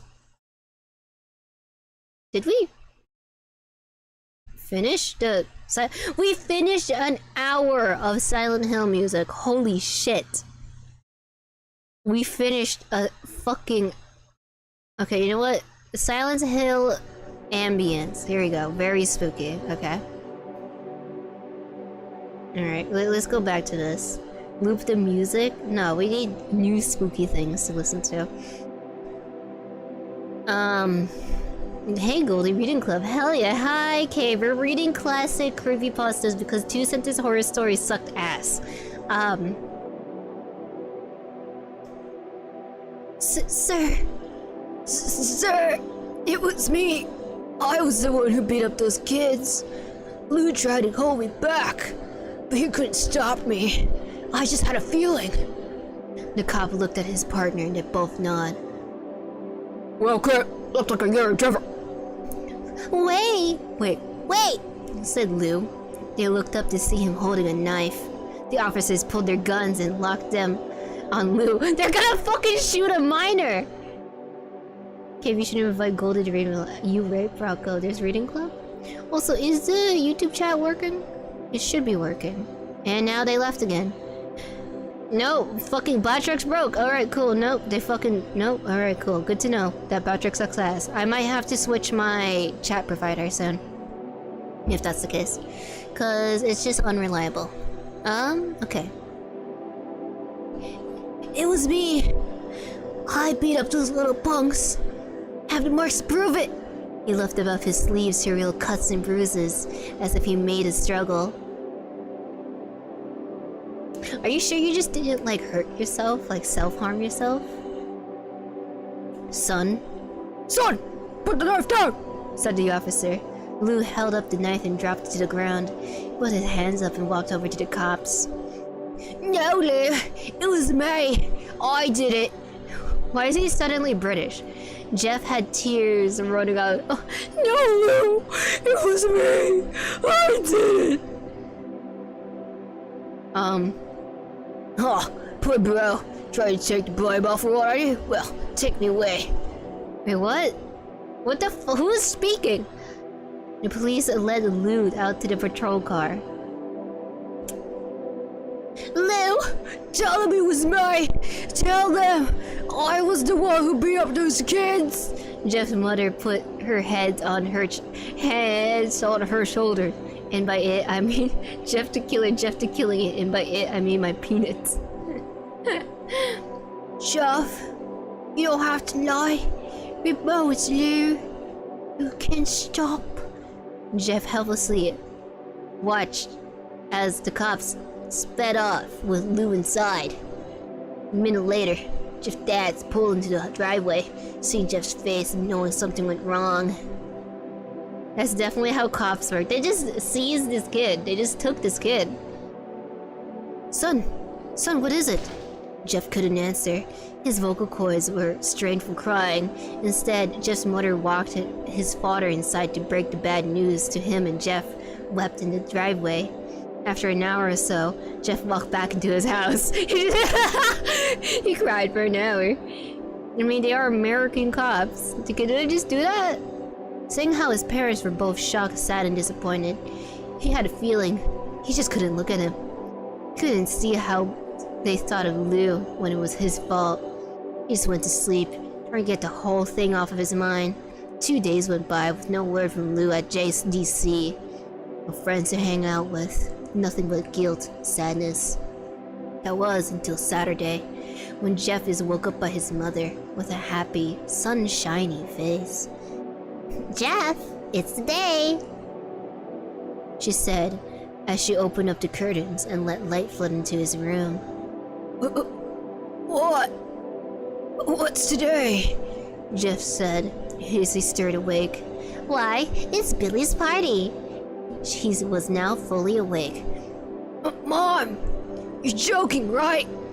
You don't expect me to go to some kid's party after? There was a big long pause. Jeff, we both know what happens. Your fucking shit-ass brother might have been arrested, and we all know that it might have been your fault. But I think this party could be a thing that brightens up the past few days. Now, get fucking dressed before I disown your ass. Jeff's mother walked out of the room and downstairs to get ready for himself. He bought himself up. He picked out a random shirt and a pair of jeans and walked downstairs. He saw his mother and father all dressed up. His mother in a dress and his father in a suit. He thought, why they would ever wear such fancy clothes to a kid's party? Many cops, does Jeff have white privilege? 10 shifts for overseas. What the fuck? Son, is that all you're going to wear? Said Jeff's mom. Better than wear too much, he said. His mom pushed down the feeling to yell at him and hit it with a smile. No, Jeff, we might be overdressed, but this is how you go if you want to make an impression, said his father. Oh, his father. You know what? They sound the same now. Jeff grunted and went back to his room. I don't have any fancy clothes, he yelled downstairs. What a fucking bitch. Just pick out something, called his mother. He looked around in his closet for what he could call quote-unquote fancy. He had a feeling he couldn't find anything though. He found a pair of black dress pants he had for special occasions and an undershirt. He couldn't find a shirt to go with it though. He looked like a bum-ass bitch. He looked around and only found striped and patterned shirts.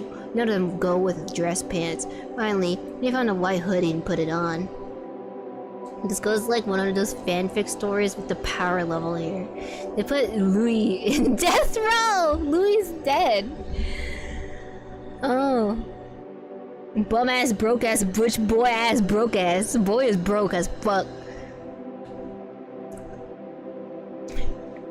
You're wearing that? They both said.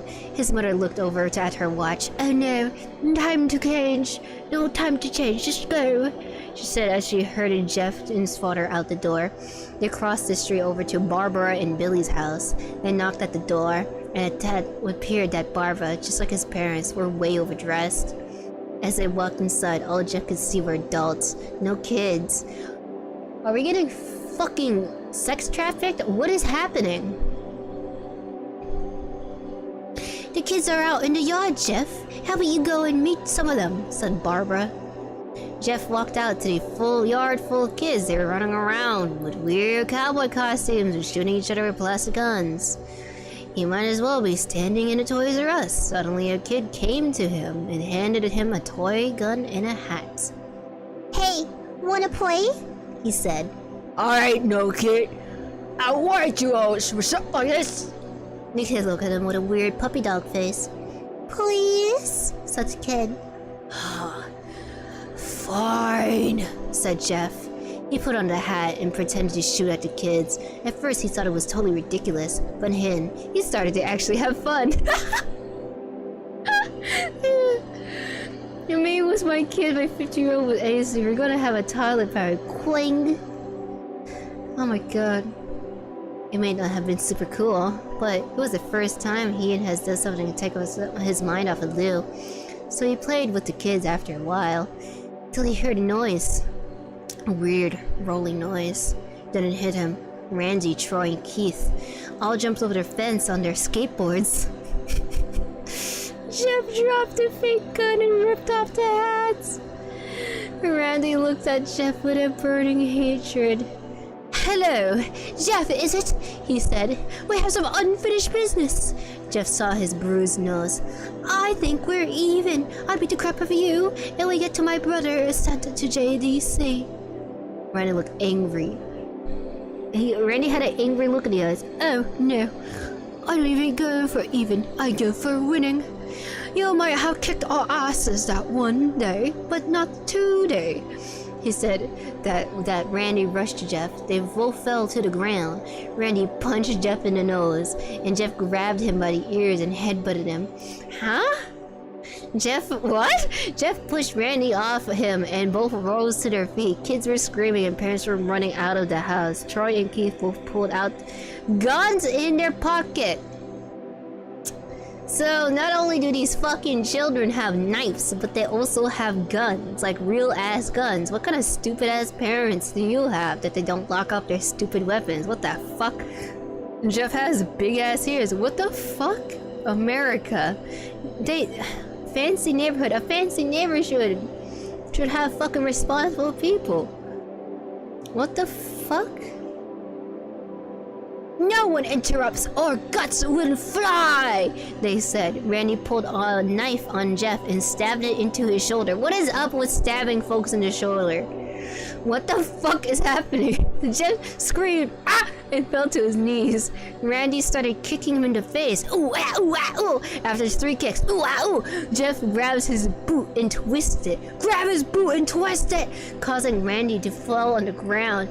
Jeff stood up and walked towards the back door. Troy grabbed him. Need some help? So he picks up Jeff by the back collar and throws him through the patio door. As Jeff tries to stand, he's kicked down on the ground. Ooh! Randy repeatedly starts kicking Jeff. Ooh, ow, ooh, ow, ooh, ow, until he starts to cough up blood. Ooh, ow, come on, Jeff, fight me! He picks up Jeff and throws him to the kitchen. So Randy sees bottles of vodka on the counter and smashes the glass over Jeff's head. Ooh! Fight! He throws Jeff back into the living room. This sucks ass. I have so many comments about how to write this better, but I'm trying not to be rude. This is like a 15-year-old fucking creepypasta. I'm pretty sure if anyone gives a shit about this, they're already like long gone from giving a shit. This is horrible. Goldie narrating is awesome. Fight me, Jeff. Come on, Jeff. Look at me. Jeff glances up, his face riddled with blood. I was the one who got your brother sent to JDC, and now you're gonna sit there and let him rot away and for a whole year. You should be ashamed. Oh my god.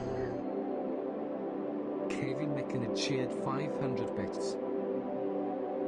Cave! You want a kiss? I don't even know how to react. You don't even have a message to that. Oh my god, Cave, thank you. Are you starting to get why it's popular? I don't fucking know why it's happening. It's so bad, Lamau. Why is this popular? Why was it a huge fucking craze? I think...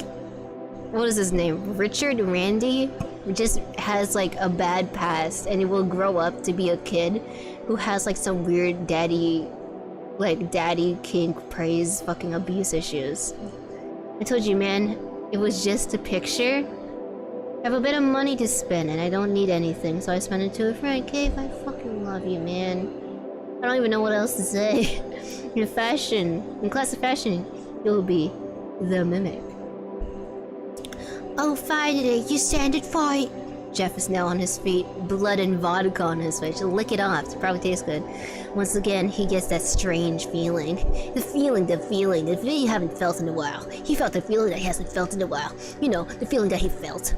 Finally, he's up, Randy as he runs at Jeff.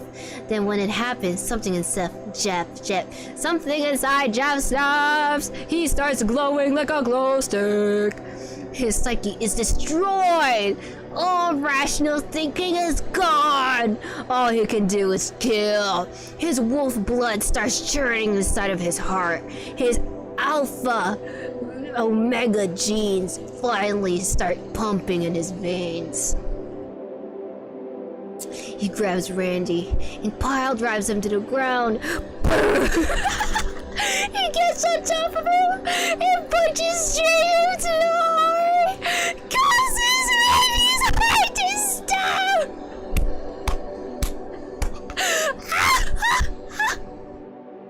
What the fuck is happening? This sucks ass! As Randy grasps for breath, Jeff hammers down into him. Punch after punch, blood gushes from Randy's body. He rips out Randy's heart. It's still beating into his hands as he bit into it, taking his essence until he takes one final breath and dies. What the fuck is happening? That's so... What the fuck are you talking about? What? Everyone is looking at Jeff now. The parents, the kids, Troy, Keith, although they break easily from their gaze and pointed their guns at Jeff. Jeff sees the guns trained on him and runs for the stairs.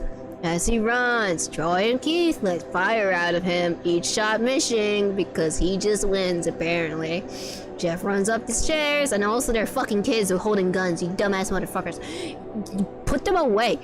He hears Troy and Keith follow up behind. As they let out their final words of bullets, Jeff ducks into the bathroom. Boing! He grabs the towel rack and rips it off the wall. Troy and Keith race in, knives ready. You're telling me you're gonna fucking take your knives out when you're right there and you had guns? This sucks ass. Troy swings the knife at Jeff, who backs away and bangs the towel rack into Troy's waist. Toy's face. Toy goes hand hard, and now all that's left is Keith.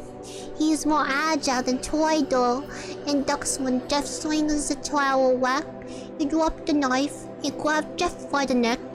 He pushed him into the wall, and then he pressed his lips up against Jeff, the warm embrace shocking him. A thing of bleach. A thing of bleach. Motherfucker. A thing of bleach. What the fuck do you mean, a thing of bleach? You mean a tub? A tub of bleach? A thing of bleach. What the fuck? Okay. A thing of bleach, I guess, fell down on top of him on the top shelf. A thing of bleach fell down on top of him from the top shelf. The thing of bleach on the top of the top shelf fell down on top of him, on top of his head, from atop the top shelf. What the fuck are we doing? Fuck this author. The Lord, this grammar. I'm pretty sure this was written by a kid, but still, holy shit. They mean a thing. You know the thing, Goldie. We love the thing. Dog, I don't know what the thing is, dog. Oh my god, this sucks ass. Okay, it burnt both of them, and they both started to scream, "Bitch, this is bleach! This isn't fucking sulfur! This isn't fucking... What was it called? This isn't sulfuric acid, motherfucker. It's bleach. I get bleach splashed on me when I do my clothes, motherfucker. I'm not... What the fuck are you talking about?" Jeff wiped his eyes as best as he could. He pulled back the towel rack and swung it against Keith's head as he lay there bleeding to death. Wow, this kid is strong as hell. Maybe he should be put into, like, I don't know, WWE or something. This concludes NA education. What the fuck is happening? I have confidence to post the story. What the fuck? As he lay there, okay, I read that. What's so funny? Asked Jeff, as Keith pulled out a lighter and switched it off. What's funny? What's funny? He said. Is that you're covered in bleach and alcohol? Jeff's eyes widened as Keith threw a lighter at him. As soon as the flame made contact, the flames ignited alcohol and vodka. Ah! While the alcohol burned him. Ah! The bleach bleached his skin. Ah! That's... I don't... You know what? Fuck it. Jeff let out a terrible screech. As he caught on fire. He tried to roll out on the fire, but it's no use. This bitch fucking on fire. The alcohol made him a walking inferno. This sucks ass. He ran down the hall and he fell down the stairs. The stairs should have fucking killed you at this point. Remember, you got stabbed in the shoulder, got bleach and vodka spilled on top of you. Apparently the bleach burned like acid, which I don't think is true. And then you got set on fire, and then you jumped down the stairs like a fucking stunt double. What the fuck? Everybody started screaming when they saw Jeff, now a man, you mean a minor, on fire? You're fucking 13.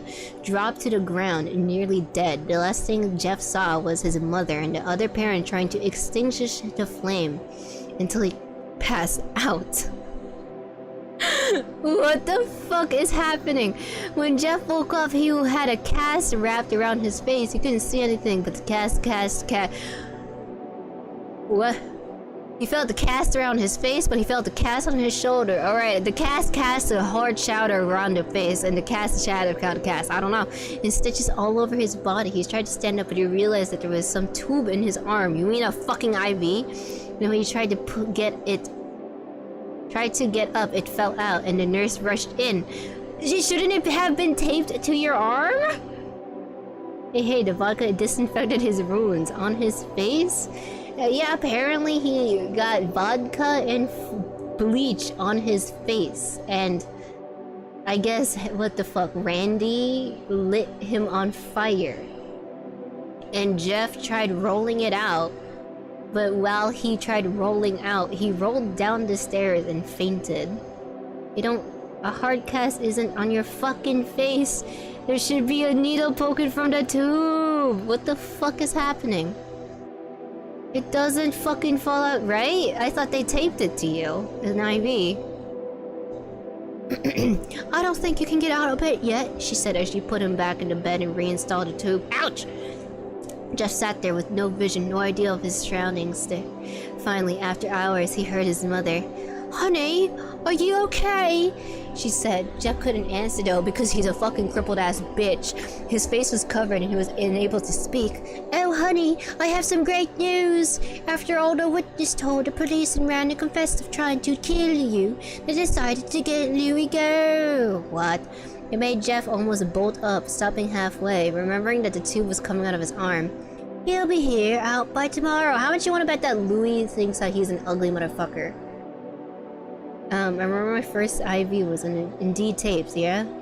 I got a few IVs, they're usually taped and also hurt. Yeah, they hurt too. Like, when I remember having an IV, I usually just never moved my arm because it hurt. I was afraid it would hurt if I moved it. Cause it's a fucking needle in my damn arm. Jeff Mutters hugs Jeff and says her Jeff buys. The next couple of days were those with Jeff and visited by his Jeff family, the Jeffersons. Then came the day where the Jeff bandages were soon to be removed. His Jeff family were all there to see it, what he would look like. As the doctor unwrapped the bandages from Jeff's face, everybody in the Jeff family sat at the ends of their Jeffs. They waited until the last bandage holding the cover over his face was almost removed from Jeff's face. They would take blood donation IVs. Okay, Jeff family. How many times is his name Jeff mentioned on this page? It's like, it's Jeff. What the fuck? Let's hope for the best, said the doc. Let's hope for the best, said the doctor. The Jeffter, as he quickly pulls out the cloth, letting the rest fall from Jeff's face. Jeff's mother screams on the side of his face. Lou and Jeff stare awestruck. What's happened to my face? Said Jeff. He rushed out of the bed and ran to the bathroom. Don't you have an IV on your shin? He looked at the mirror and saw the cause of distress. His face is horrible. Is this the one of Ambient Strong's I've sent you or something from Silent Hill? I don't know. I'm just letting it play in the background. I don't think there is like a sound or something. We could do doo-doo-doo. We could do that one if you want. Jeff, did you just get me a birthday gift on my birthday? The birthday? Yeah. Let's see. His lips were burnt a deep shade of red. So he got the fucking, so he has that. So he has that going for him.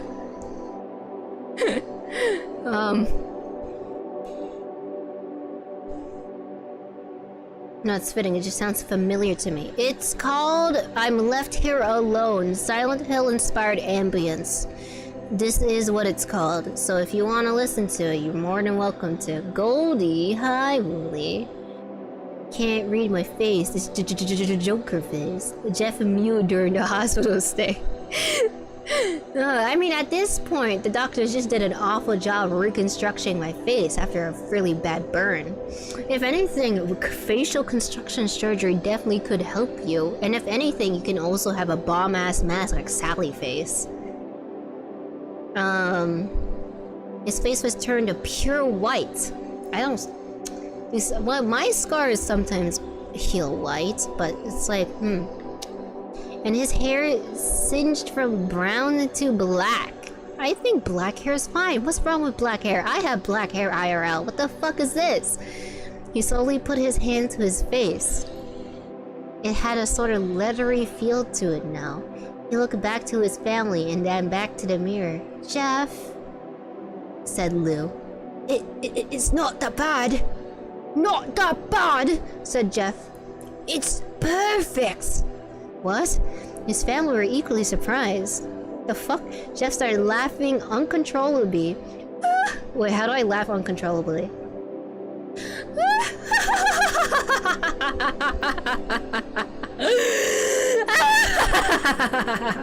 Does that work? Bye, Wooly. Cave! Cave! Wooly! It's America. What did you expect? He should have felt horrible pain touch. I mean, if it's got burned and it's like healed over, it should feel like nothing. Because like it's a burn scar, and I'm assuming burn tissue doesn't feel like much of anything. Cave Power, is that you? His parents noticed that his left eye and his hand were twitching. Bitch. Jeff, are you okay? Okay. I've never felt more happy.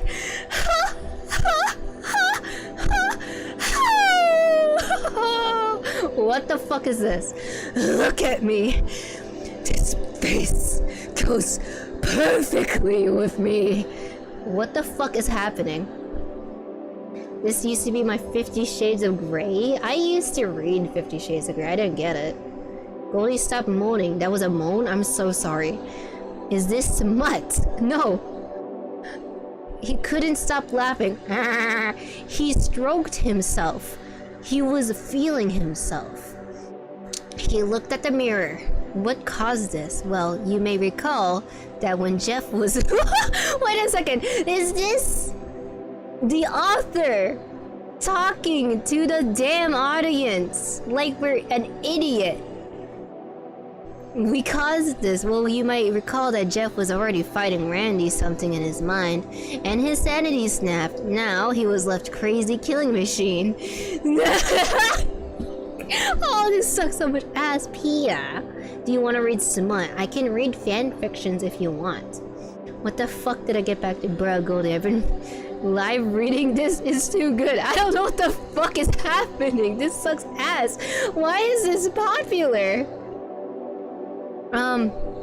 Doctor, said Jeffson, is my son alright, you know, in the head? Is he a bit slow, or does he have a reading deficiency?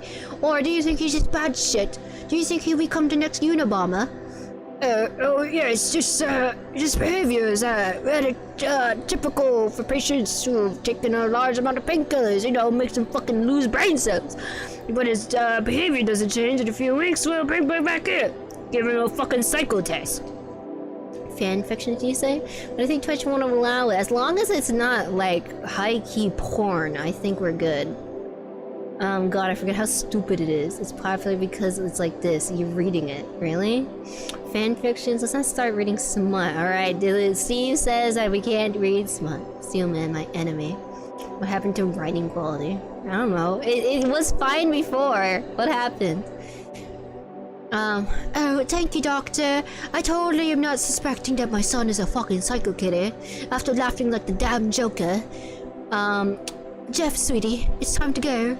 Jeff looked away from the mirror. His face still formed into a crazy smile. Okay, Mom! His mother took him by the shoulder. You mean the one that hurts? Ow! Fuck! Ow! Mom! Ouch, that fucking hurt. What the fuck? But it took him to get his clothes. This is what came in, said the lady at it. Jeff's mom looked down to see a black dress pants and white shirt hoodie his son wore. Now they were clean off of blood and stitched together. Jeff's mom led him back to the room and made him put his clothes on. Bro was naked. And then when they left, nothing, it was their final day, okay? He was the bestest friend. Suddenly, Goldie read The Rake. The Rake? I heard The Rake is good. The reading has the I'm the Joker baby energy, right? Later that day, Jeff's mom woke to the sound of the bathroom. It sounded as if someone was crying. She slowly walked over to see what it was. When she looked in the bathroom, who fucking knew? It was my bum-ass fucking mentally ill son taking a goddamn knife and carved a fucking smile in his fucking cheeks. Jeff, what are you doing? Asked his mother. Jeff looked over to his mother. I couldn't keep smiling, Mommy. It hurt after a while, but now I can smile forever. Jeff's mom noticed his eyes ringed in black. Bro found the makeup. Jeff, your eyes! His eyes... Reading to make Goldie drink hecking water. Goldie sounds like a dry grandma, do you think? Okay, here, let me drink some water. His eyes seemingly never closing.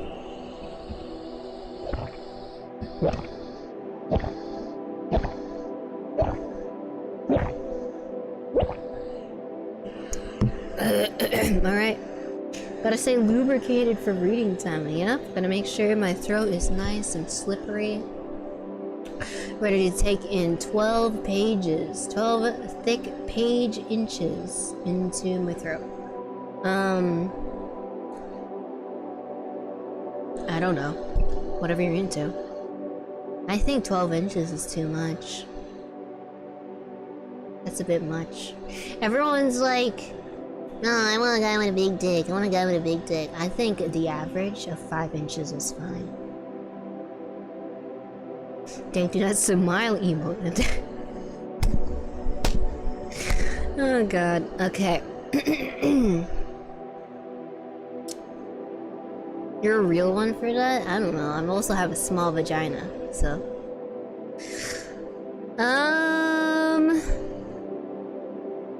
Jeff looked over to his mother. Oh wait, I already read that. Oh, sorry! Oh my god. Well, okay. What? Goldie Super's average cock. Let's go. What are we screaming about? Why is the chat freaking out? I mean, she is 4'5".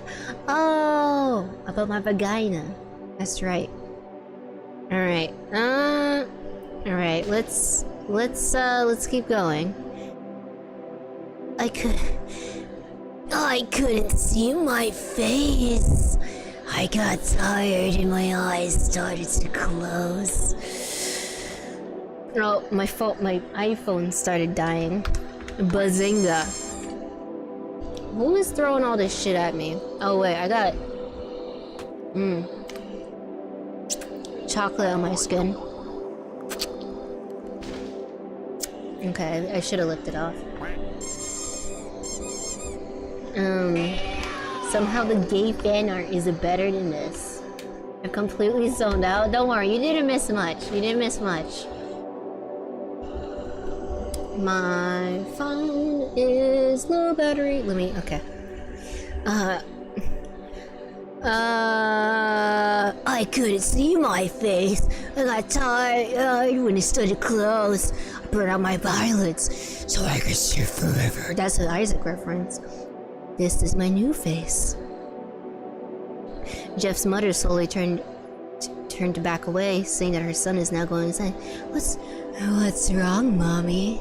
Aren't I beautiful? Yes, son, she said. Yes, you are. Let me go get Daddy so he can see your new face. She ran to the bathroom and shook Jeff's dad from sleep. Honey, get the gun. We're gonna put down my son. Oh my god. I can't feel my face when I'm with you. The Weeknd stole it from Jeff. That's crazy. You should read Skibbity Toilet X Camera Head. If you give me a link to that, I wanna see what's up, actually. We're gonna put down my fucking child. He stopped as he saw Jeff in the doorway, holding a knife. You have a gun! Shoot your child. Mommy, you lied. That's the last thing they heard as Jeff rushed him with a knife. I got some. Oh, mommy, no. Daddy's disappointed in you. His brother Lou woke up from sleep, startled by some of the noises. He didn't hear anything else, so he just shut his eyes and go back to sleep, bruh. As he was on the border of slumber, he got the strangest feeling that someone was watching him. He looked up before Jeff and covered his mouth. What the fuck are you doing, Jeff? I'm fucking rude. I think you fucking like me. Did you fucking stand and fucking birds? What the hell is wrong with you? I didn't escape child prison just for you to stay me. What the fuck, Jeff? He slowly raised a knife, getting ready to plunge it into Lou. Lou trashed there, and we're trying to escape Jeff's grip.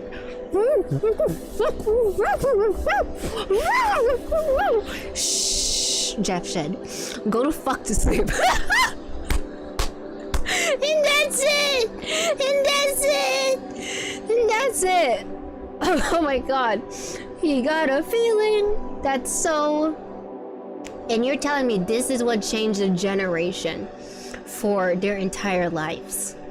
That's fucking ridiculous. My dad said he brought me into this world so he can take me out. Pussies. This is the creepiest pasta of all time. That sucked ass.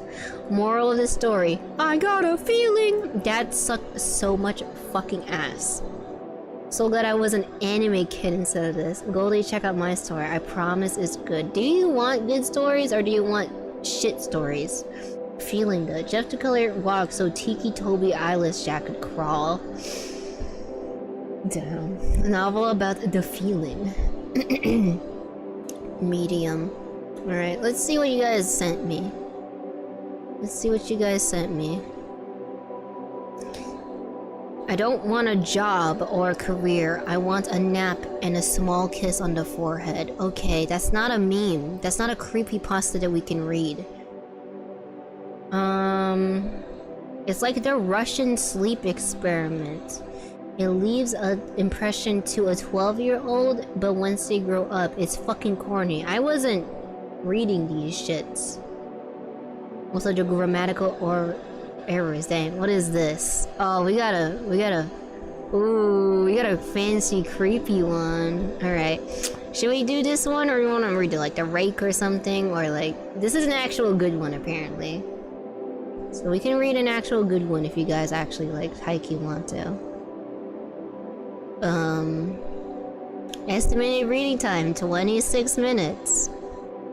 How nice of them to tell us how fucking long it could fucking be. Oops.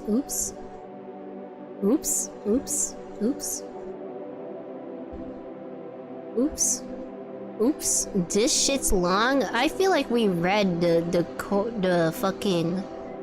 I feel like we read the other one. Never mind, it's 26 minutes. Yeah, this isn't nothing. Unless I, like, start chatting about it, like, every 10 seconds. I think this should be fine. Okay, let's put this here. It's gonna be a little bit off-center, but I don't think you guys gave a shit. It's a different time for Goldie. Yeah, like, you know how every, like, video game is, like... Oh, it's gonna take you 20 seconds to finish, and it's like me over here, so like, it's gonna take 50 hours. Goldie trying to show the Yao, yeah, I mean, I didn't put it up here for nothing, did I? Can let the kill before so please? You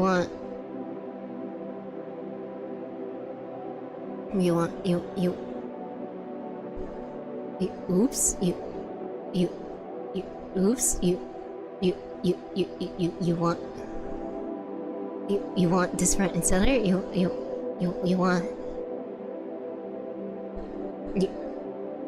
you want this? No, the mewing. Oh, you want mewing? Okay, we can put Mew the Killer. We can put Mew the Killer. The hot one. Okay. We can put Mew the Killer on for you. Mew the Killer.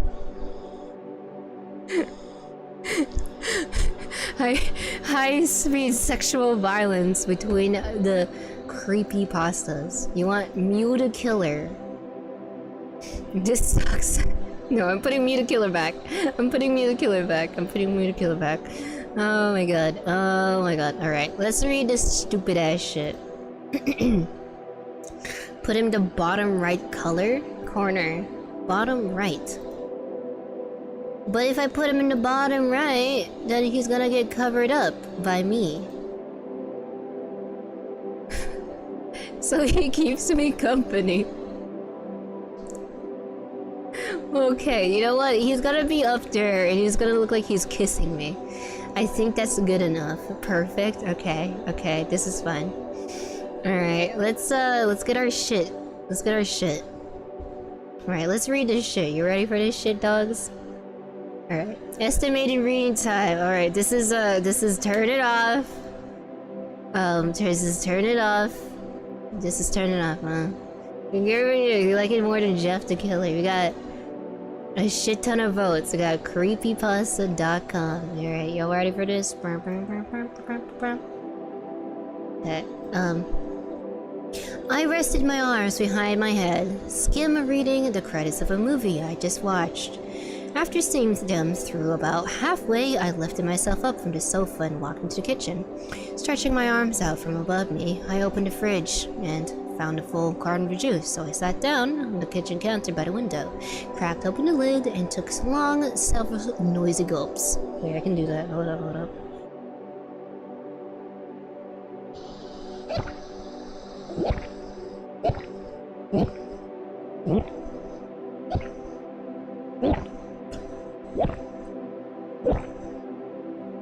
When I couldn't drink anymore, I gasped and let new air in and wiped my mouth with the back of my hand. Mercury race redeemed to make Goldie drink hecking water. Damn it!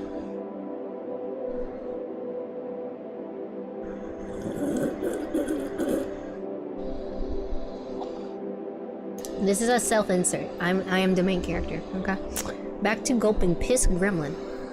I'm itchy. Can you hear that? That's probably really gross. Sorry, guys. Goldie mouth sounds. Yeah, gross. That's what we laugh about. Scratching ASMR. I have long nails. Alright, let's, when I couldn't, okay, my evenings were uneventful around this summer. It was 9:15 p.m. on a Saturday in July. Is that a run-on sentence? School was out for the holiday and my parents had gone to visit my aunt and uncle who lived in the coast. They would be gone for 2 more weeks. I declined the invitation to join them. I didn't dislike the place or my relatives, but we usually stayed there so long that I missed most of my summer break, and I'd truthfully rather spend it in town with my friends. I knew a good kid who knew how to wash clothes and use an oven, and generally was not a fucking idiot. So they let me stay at the house as long as I kept it clean. What? Also, do not goon to Goldie water. No more gooning here. Passive voice fiction, my beloved. As I sat, I looked out to the garden to check something back. Whoops. Beloathed? Huh? As I sat, I looked out to the garden to check for anything scary in the dark. It was empty and black. How terrifying. I wish we had some type of pet, dog or cat. Would be nice about now. Woof. But their hair always made me sneeze. My eyes go red and itchy. What a guy! Get a rat! Rats are great. I think I'm gonna eat now. Alright, broccoli, sweet dreams. With that in mind, my dad said no, even though I wouldn't mind. 9:22 p.m.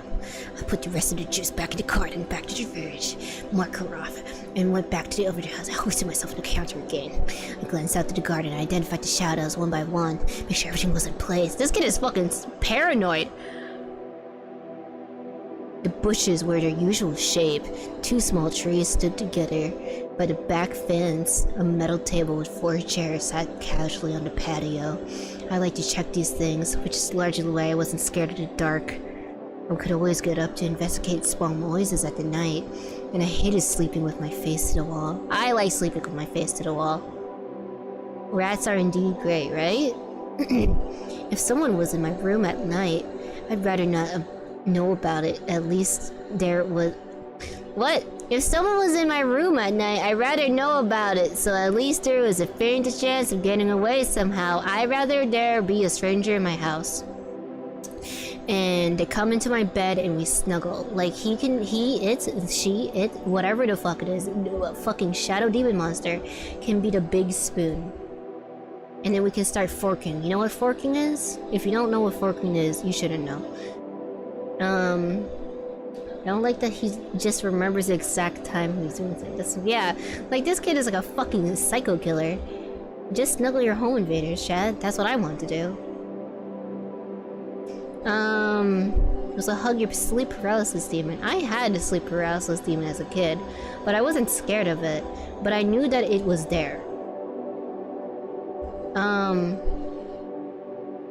Let me see. That meant that my worries were quickly put to rest as I either found out nothing downstairs but the radiator popping with the heat, or opened my eyes to see a dark, empty room. Not knowing what could be making those odd noises coming from the kitchen or on the stairs, or in my room, or what makes my skin creep, or why my hair is itchy, or why there's a spider on my skin, or why... I'm just kidding. 9:30 p.m. I got down from the corner and wandered back to the living room and turned off the TV. And decided to take the rest of the juice upstairs. I went back to the kitchen, opened the fridge door, and stopped. Turning my head to focus outside, I could see someone was standing in the garden. Get out! I shut the fridge door and turned off my lights so they couldn't see me easily, and moved lowly to lean into the kitchen counter and get a better look. All the doors were locked and all the neighbors were home. I took a moment to remind myself of this. Still, my heart quickened as I beat a bit as I stood there, straining to see his or her shape in the darkness at the end of the garden. I had to keep glancing away to keep their fuzzy outline clear in my vision. Maybe new glasses. They were standing very still. He was just standing there, menacingly. They were thin, and all you could see was nothing else. I never really had sleep paralysis. I'm either awake or asleep. And I was just watching this fucking ass girl and reading stories and laying in bed. He turned it off. We can stop. It's the title of the story, guys. Advertisements. Advertisements.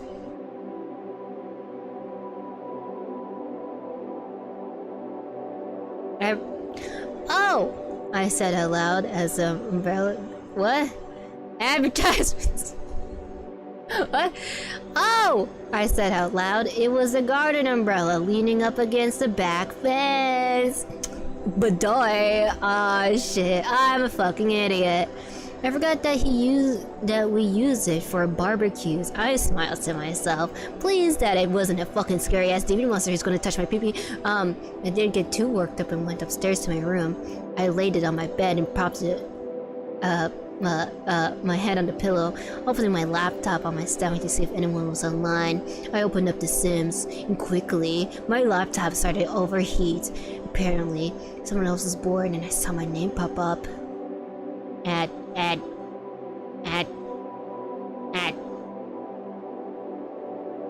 Chris. Hey! Me. Hey! You okay? Chris. Yeah, bored. Are your parents still away? Me. For a couple more weeks. Chris. Why don't I come around? Me. I don't want to seem rude, but I can't I don't want to be rude, but I kind of can't be bothered to hang out tonight. Lol. Thanks though, Chris. I know what you mean. It's cool. What about tomorrow? I downloaded Wicked Whims and immediately started jorking my pork. Yo, I personally immediately made a fucking, what is it? A slut character. I made a slut character, and she's ruining everybody's relationships. Why is Goldie reading like that? Is she open?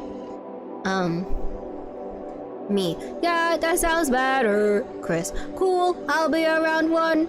I've got some family stuff to do in the morning. Me. Okay. Chris. Do you still have a tent? BTW? Question mark? We can camp in the garden or something, period. Me. Ah, a slumber party, comma. I love to, bro, X. He's so gay. Chris. Whatever, lol. You got the tent though? Question mark. Me. Yeah, somewhere, comma. Let me check, period. BRB, period. I love slots, like gambling. I got up from my bed and headed to check the cupboard under the stairs. I didn't know where the tent was, but it seemed like a good place to start. I opened the cupboard door and started shifting coats aside. Why would there be a fucking tent in your cupboard? Some cupboards were stacked up on the back and it might be hiding it, so I started unstacking them. I took out a couple of the easy and reach ones and I had a stroke of good luck. I had a stroke as the tent bag came into view. What? I leaned over the boxes and picked up the bag and took a big garden umbrella that sat beside it too, just in case it rained tomorrow. I paused and I put the tent down. Love you, bruv. XX, don't take piss. British are like that, huh? It took me a couple of seconds to get back to the kitchen window to focus on the darkness outside. Imprisoning me. My eyes were just adjusted to the dark, so I couldn't see all the way to the back fence. Turning off the kitchen light, I leaned on the counter and continued staring at some point. The other garden features began to fade into view one by one, fitting my previous mental image. I wasn't sure what I wanted to see. The darkness gave way to the familiar forms I knew, but after a while, I was certain there stood a figure against the back garden fence. Ooh. Sounds like how minors would text each other, so that makes sense.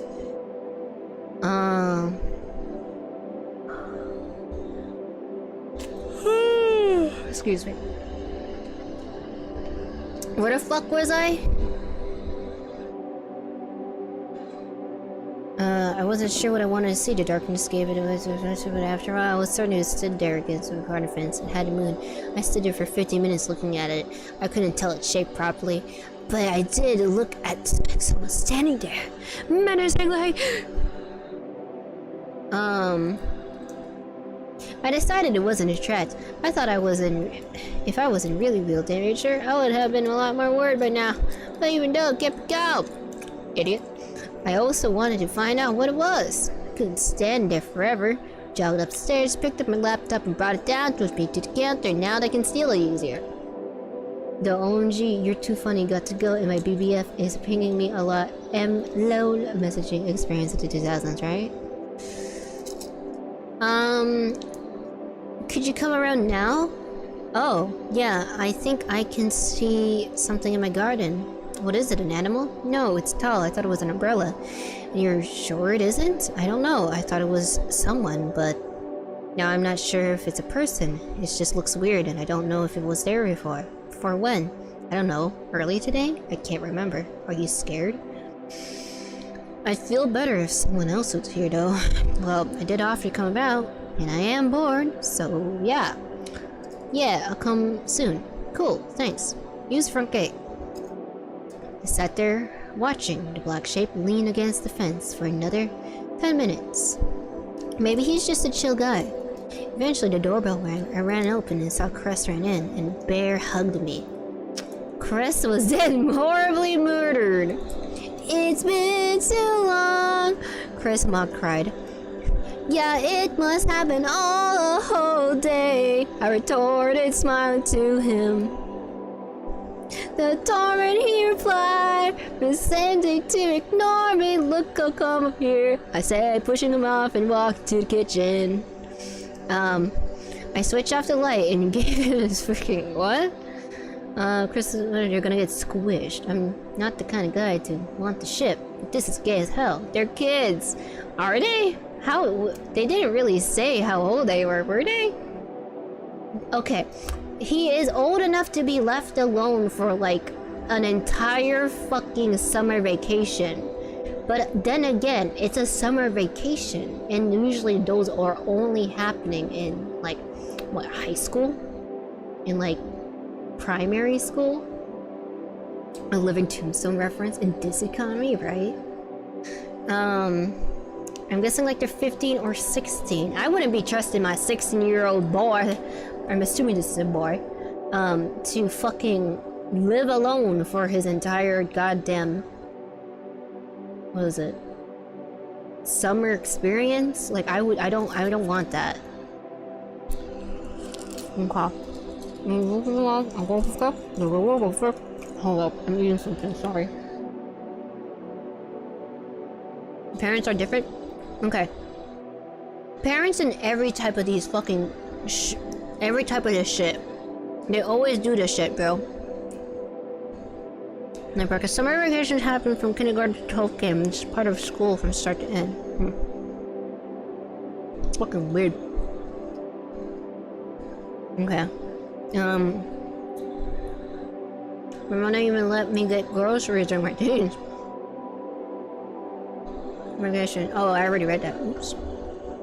My parents were 100%. They left me alone at home. When I was 6, but okay. I left my, but that's not, you know, good. Okay, from what you told me, you've had a shit childhood. Like, not in the rude sense, but you probably should have been treated better. I'm sorry. Advertisement.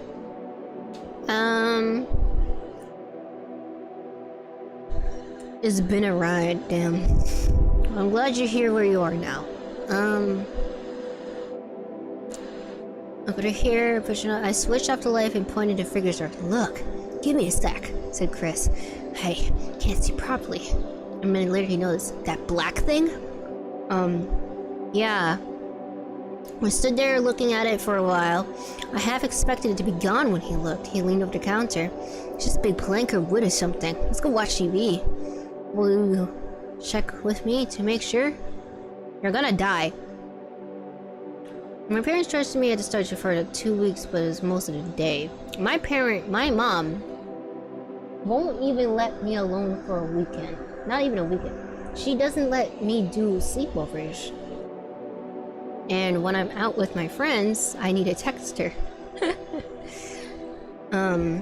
It's a big plank of wood. Oh shit. Will you check me? You have a torch. A torch, they're British. No, well, we could check if we keep it in the kitchen. Like, it opened the back door a little. I offered. I thought for a second I agreed, but said he should start by the house. Are you 10? No! I'm pretty older. I'm pretty sure that I'm older than a lot of you, but still. I wouldn't trust you at home either. Damn! We slipped on our trainers. Trainers? You mean slippers? They're British.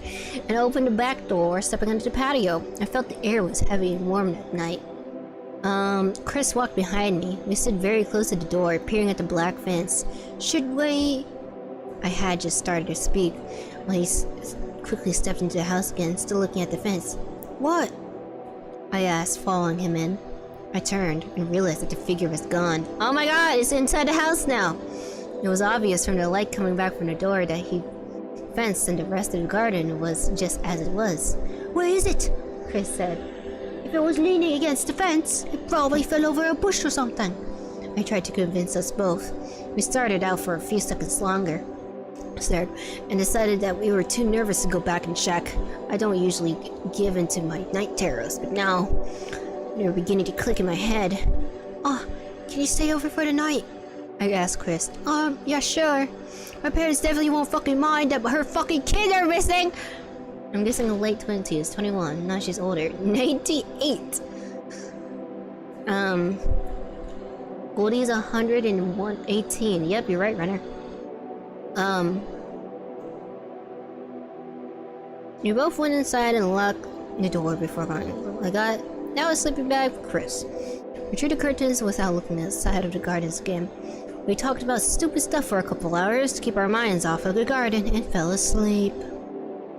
But to help you guys guess, I am older than the general legal drinking date, I think, in America.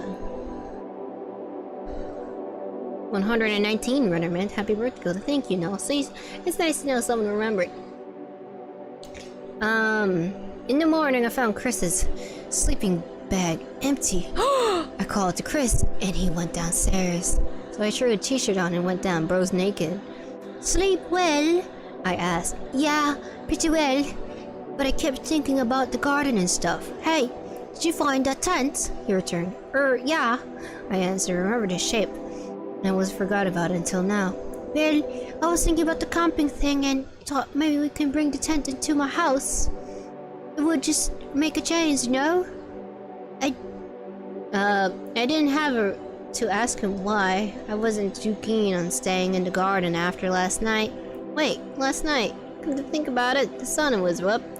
I wanted to check in the garden while it wasn't pitch black. I asked Chris and he hesitantly agreed. We put on our trainers and stepped out into the garden.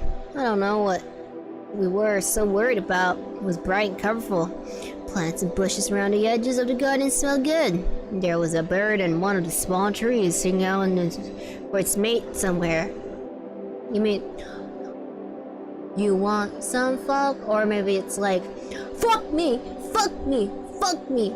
I am a breedable, full of semen bird, and I want you to fuck me. Like that? You want some fuck? You remember that? That was old. We walked to the back fence to find nothing out of place. And looking for the bushes in front of the paneling to check if anything lay behind them. We found nothing though. Stupid bitch. I walked around the edge of the whole garden once more while Chris tried whistling to the bird.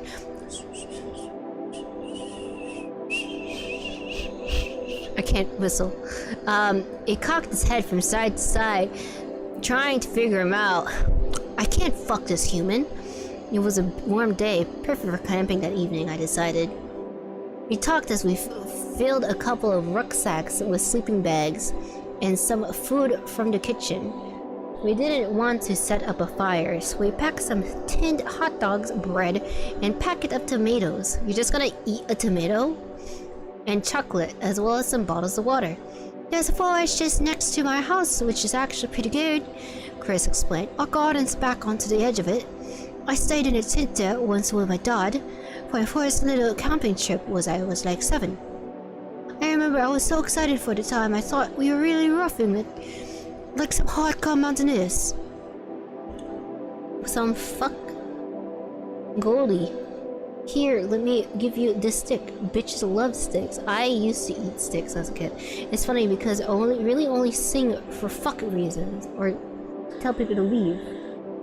There's a couple of crows that like harassing a hawk near my house, so that's pretty cool.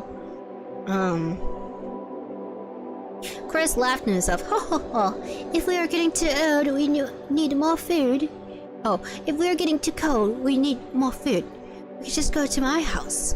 My parents are out, so we'll have free run of this place anyway. Yours are away too? I questioned. It's their anniversary, so they're out for the night, he explained. They're staying in a hotel the next town over. They'll be back in the morning. Apparently leaving your kids behind was in fashion this summer. Maybe your parents don't love you. At about noon, we left my house with the 2 rucksacks, a sleeping bag for each of us, and a tent we made along our way to Chris's house. It was very close by, and we parked some in a pleasant neighborhood. Joined them in harassing the hot crows house and where low, who wants to fuck me? pulling out your wife's back while your kids are getting fucking slaughtered. Hey girl, you look nice. Ah! Why did I do that? I aimed my head up too, because I didn't want to scream directly in the microphone, but that means that my upstairs neighbors definitely heard that. I am so sorry.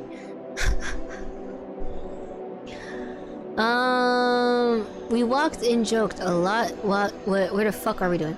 We walked and talked a lot about side to side, nodding and greeting a couple of people, familiar neighbors as we went. It was a crazy nice day. The sun was almost too much.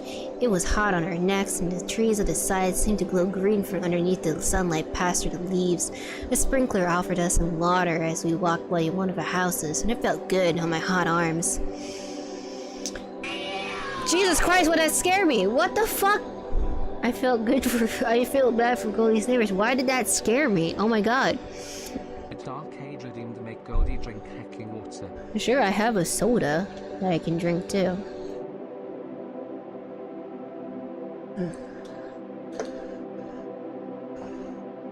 No rum. Your tail is small.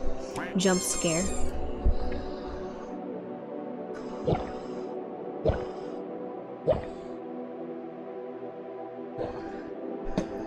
A sprinkler offered us some water as we walked through the house. Have arms. Okay. I was already sweating by the time we got to Chris's place. We had been walking more than 20 minutes. Oh, weak ass bitch. We didn't go inside his house immediately because it was too hot. Why wouldn't you want to go inside of a house? Wouldn't that be colder? So we went straight to his garden and dumped our bags in the shade. He wasn't joking. The gates of his garden backed straight into the impressive forest. Very tall, thin trees stood above his house and continued as far as I could see. Some bushes and scrubs littered the floor. Most of it was either grass or smooth sections of dirt. I didn't see how this forest classified as small. It's been so hot in England, 45 degrees. Celsius or Fahrenheit? I don't know what that is in an American burger. Wait, Cave, you're British? Yeah, actually, are you? F. Looks good, right? He boasted. It's awesome, I admitted, opening the gate and surveying the area. I walked out in between the trees and found a flat spot for the tent. ADHD, you weren't following? I turned out to ask Chris's opinion and paused a little disappointed. It didn't feel like a real camping when his house was so obviously in our faces. Let's go a little further so it feels a little more legit, I said. We walked back to pick up our bags. Chris objected to carrying his heavy shit any further. You're kids, don't Chris. We walked in a straight line to Chris's house and checked in behind us until the house was almost obstructed by trees in front of another. It was to jumpstart you again. Oh, thank you. Wow. No left mouth, but on Task Manager when it's so hot they say they're temp and it's like temperature American there, huh? But it's not as long as I remember being.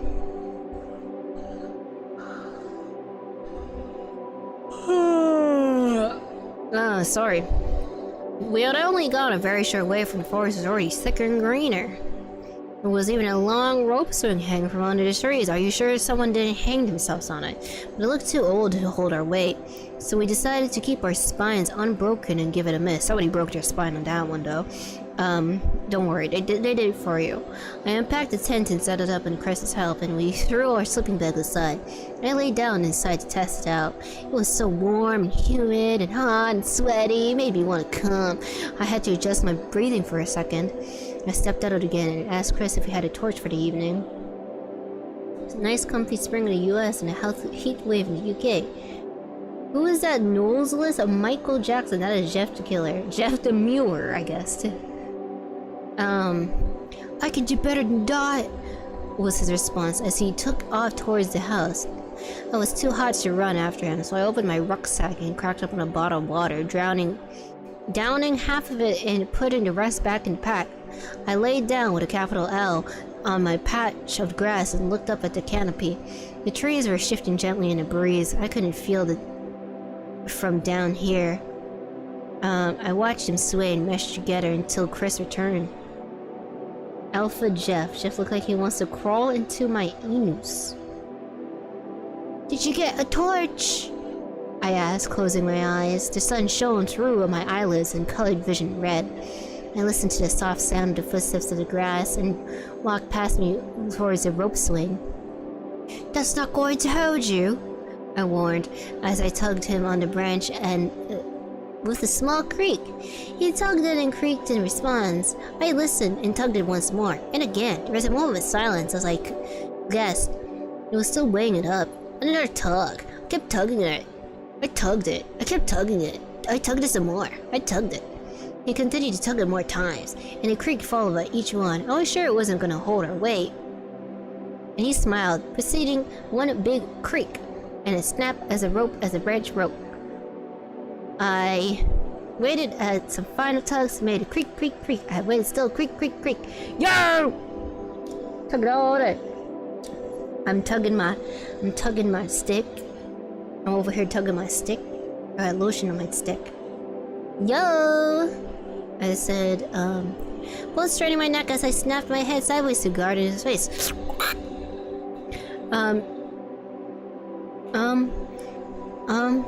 He was jogging through the trees holding an electric lantern. I switched my gaze to the other direction towards the rope swing. It was hanging still, nothing nearby. I stood on the face of the circle, nothing near it. What? My mouth to myself. What? What? I mouthed to myself, walking towards the rope. I tugged it gently, it didn't creak. I pulled it hard, it didn't creak. My mouth went dry. I jumped up, grabbed hold, and yanked it down. The branch bent a little and my feet touched the floor. And still it didn't make a sound. I kept hold of it as I stared towards the branches, but eventually the rope gave away under a light somewhere in the middle. A soft thud fell on my ears. The thick rope fell in front of me. Chris was rattling the lantern as he came by. I've never used this before. I got it for Christmas from my cousin. She buys some weird presents sometimes. Oh, I see the swing is dead. Let's have a proper burial in memory of the joy it gave us. I didn't respond. I continued looking up the branch with half a rope swing tied to it. How much you want to be just a fucking dead-ass body or like a hanging person? This kid never bridged to turbid. Oh my. Tug on Superman's cape, and by cape I mean foreskin. Something was creaking. I thought you'd already come back, I said immediately. I wasn't the type to let things slide with an, oh, that's nothing. What? He replied. Someone walked by me and was messing around with the rope swing. Who was it? I don't know. Are they still around? I don't know. I had my eyes closed and was laying out here. I pointed. When I heard you shout, I looked around and there's nothing there. So, I heard them walk by my head. I felt a bit sick. Look, calm down a second, Chris said. It's the middle of the day, we're 30 feet from my house. What if it's a person? So what? It's some public woods, anyone can come through here. That made sense. And he was right about it being public, but where were they? I glanced around some more. However, the trees quickly layered up, and I couldn't see far at all. I guess it was possible for somebody to lose track of somebody out here in a short distance. Okay, he said. Man, I stay here in the house for weeks on end, but I can't handle a short walk through the woods on a summer day. That's why you brought some muscle, declared Chris, wielding a lantern above his head, and laughed. We spent the day walking around the forest and returned to the tent after some water, and we got too fucking hot. We talked about school and what our plans were for the future. We talked about dreams we'd had and ghosts and creatures that looked in the dark. Neither of us was too scared of things like that, but they made for good camping stories. Chris told a particularly good one about a woman who lived in the woods. She had the head of a cat, and if you heard her raspy meow, meow, that meant she was trying to find you. If she stopped meowing, meow, it signified you were found, and she was quickly making her way towards you. It made my skin crawl a little, and we stopped telling stories about shit like that after it. The light of day eventually faded and it was getting hard to see, so we headed back to the tent for the night. It was oppressive heat during the day and it killed our appetites, so we left for food for now and decided we'd eat in the night if we got hungry. Chris hung the electric lantern in the front of the tent, flicking it on as he did so. It was surprisingly bright. It spilled a yellow light around the ground and onto the trees that faced us. The warm glow looked dramatic, but whatever was beyond the light was hidden in our blackness. Our immediate area was clear, but after a few paces the light seemed to stop dead. It looked weird. Chris ducked under the tent, falling, and I followed him.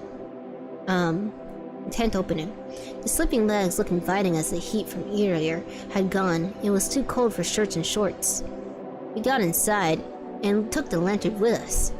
Can you hear me yowling? Meow, I said. He tilted. His head tilted as I strained to hear. Yeah, I can hear some bullshit too. Chris smiled and zipped himself up in his sleeping bag.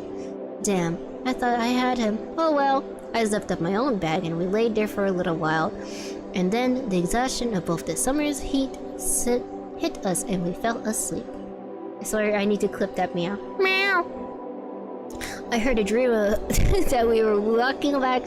I had a dream that we were walking to Chris's house again, but there were more trees than before. It was suddenly getting dark quickly. I blinked and suddenly it was night, with the forest sprawling in every direction. The rope swung, hung in front of me. I turned around and Chris is gone. I heard a creak behind me. I felt something came over me, like I missed a step on the stairs. For some reason, it's the feeling. It's the Jeff the feeling. For some reason, I couldn't turn around. I started walking straight ahead. The rope swing soon came to my view again. I was aware it was a nightmare. The rope swing slowly lifted itself into the trees and I watched it disappear. Like a snake? I walked over and stood beneath where it had been. There was a rustle above me. As I lifted my eyes to the canopy, a black figure with the head of a cat started hurtling downwards, and his mouth was open, fried horrifically wide. Meow, meow, meow, meow. One of its teeth touched my left eye, and I tore myself awake.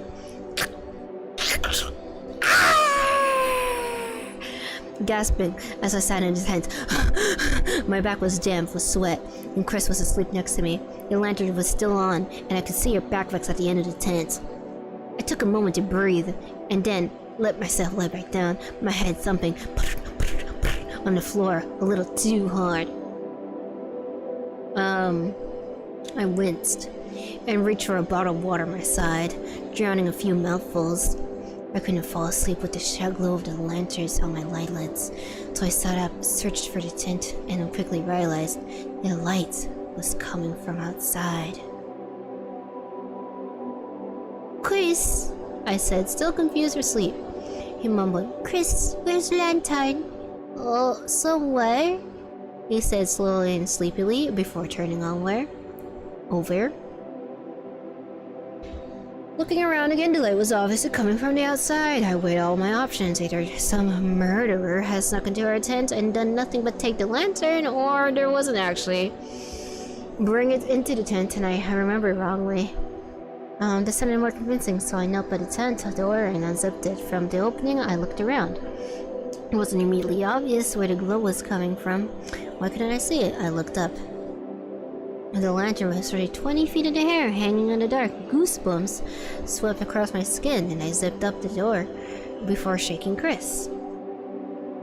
Furry Creepypasta, the fursuit you can't leave. Springtrap. Chris, wake up! He heard the urgency in my voice and sat up. What's wrong? Chris said, rubbing his eyes. The lantern's hanging outside. But I brought it in, he reassured me. I felt sick as the reason broke. We both looked at the front of the tent. We should go back to the house, I said, my resolve buckling. I was just a kid in the forest whose parents were inside. I'm not walking through the dark, he replied. Chris was now looking worried.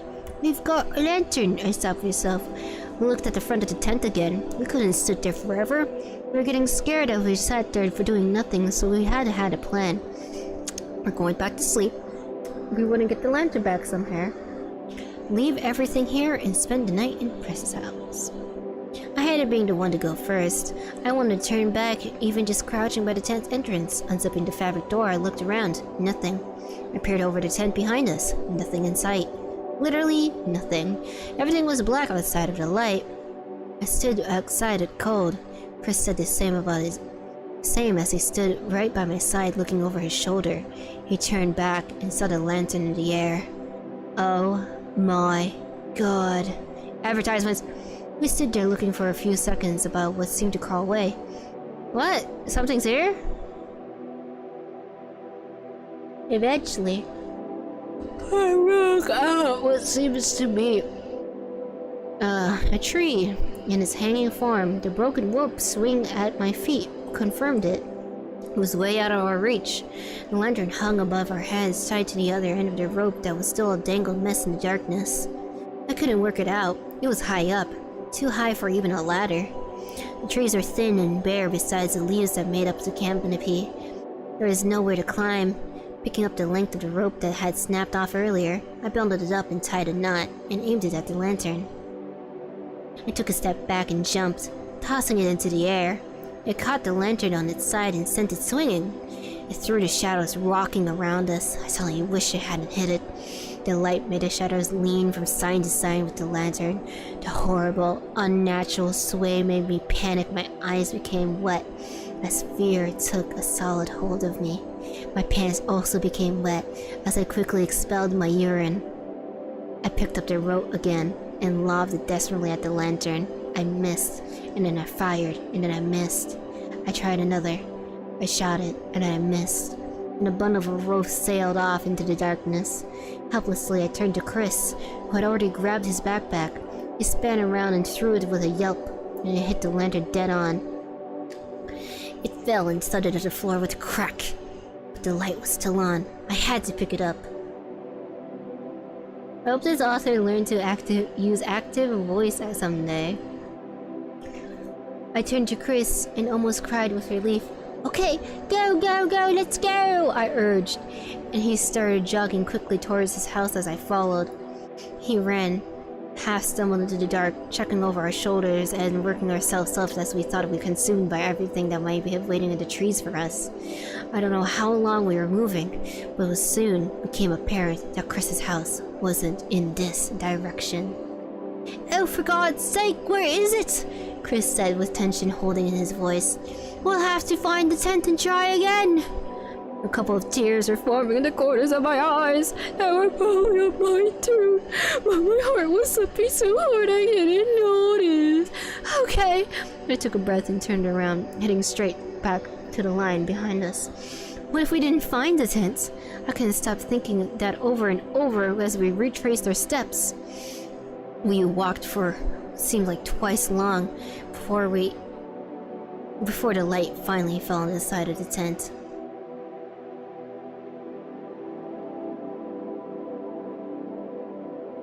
We ran up and stood close to its side, looking around to try to figure out which direction we should go.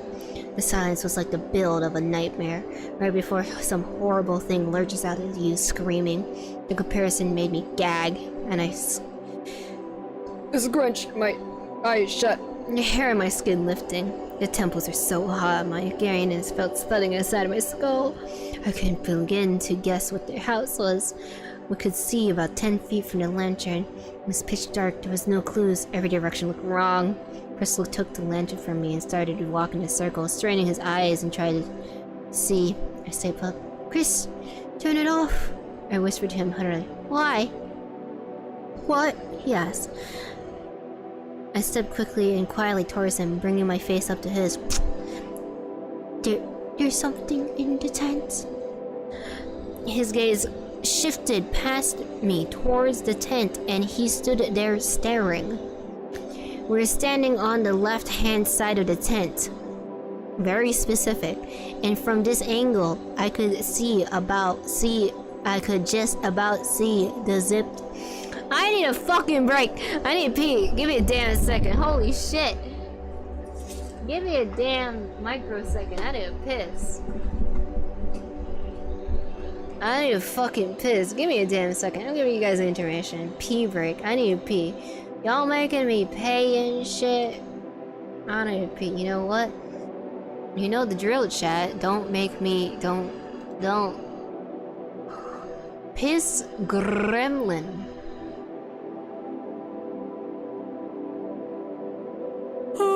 You can't read it out. I can't read. Alright, give me a second, my sweethearts. I need to piss.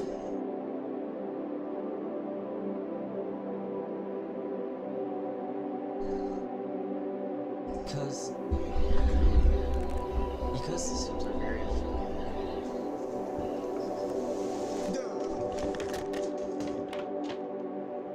After this, I'm ending the stream. After this story, I'm ending the stream. Because I don't have enough time for another story. Get a new one.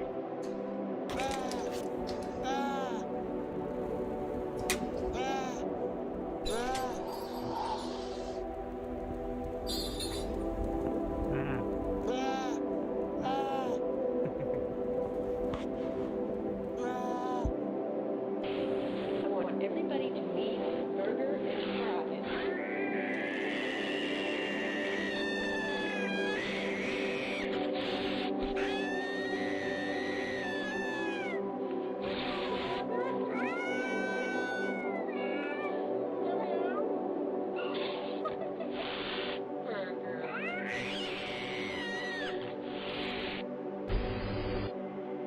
Get down, Zara. Get down.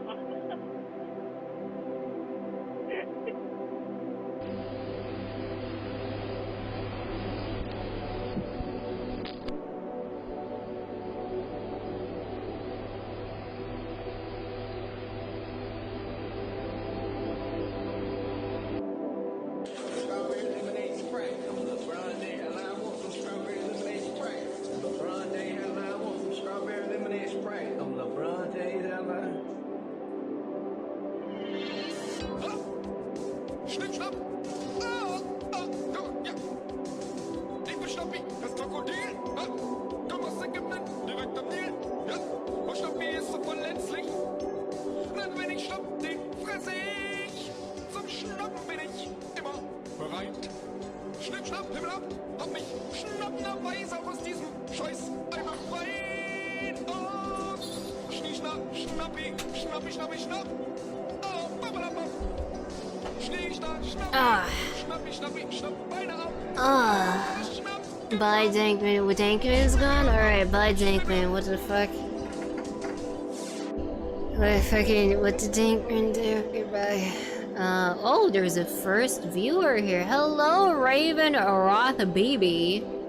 What's poppin'? Hope you're having a good one. Thank you. We are just reading, Creepypastas at the moment. So yeah. Bewilderment. No thoughts, just cat. Only food, pooping cat. Every day. I want to pee break. Ah, the piss behind the pee behind Goldie. Alright. Let's keep reading. Haven't talked to you in a while. No, in fact, it says that this is the first time you chatted, but thank you for checking out the stream. Let's see. Oh, where were we? There's something in the tent. Oh my goodness gracious. His tits. His gaze shift past me towards the tent, and he stood there staring. We're standing on the left side of his tent, and from this angle I could see about the unzipped door hanging open. I remember leaving it this way, so that wasn't what was making me clench my teeth together. A few feet away, my rucksack sat outside on the dry earth with the food I packed now neatly arranged trailing from it. Our sleeping bags were nicely laid out, end to end, making the line of the long sled straight to the mouth of the tent. I took a careful step towards it so the light could pass more easily through the fabric. I couldn't have been a trick of light. Something big and dark was obviously crouched. A bear? With what I guessed, with its front facing the door. I hated myself for not seeing it sooner. It didn't move at all.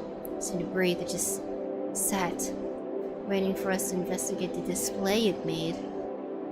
Cartoon ass trap clenched his butthole. His tits are staring at horror.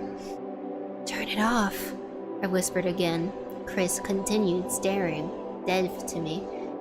Chris, I pleaded in a whisper. Why turn the light off? So it doesn't know? that it's there. I can't take the story seriously with Jeff the Muir. Just give me a kiss. A voice was nearby joined in. Chris! We both heard it as the blood fell in our veins. It came from the tent, a slow, strained rasp of a voice that sounded like a parent copying a new word. What? The sound clicked across my skin and crept onto my ears. The light flicked off with a click that was too loud. Chris grabbed my shoulder and I clenched my fist closed painfully tight. We stood there in complete darkness. I didn't want to move. I didn't want to stay. My brain fought for control as my legs waited for a decision, rooted in place. We breathed shallow, quiet breaths, blackness pressing in our eyes like water. Sweat ran down my neck. I couldn't see the tent. Chris. Oh my god, it's the monster thing. What was it? A parrot learning a new word? Chris.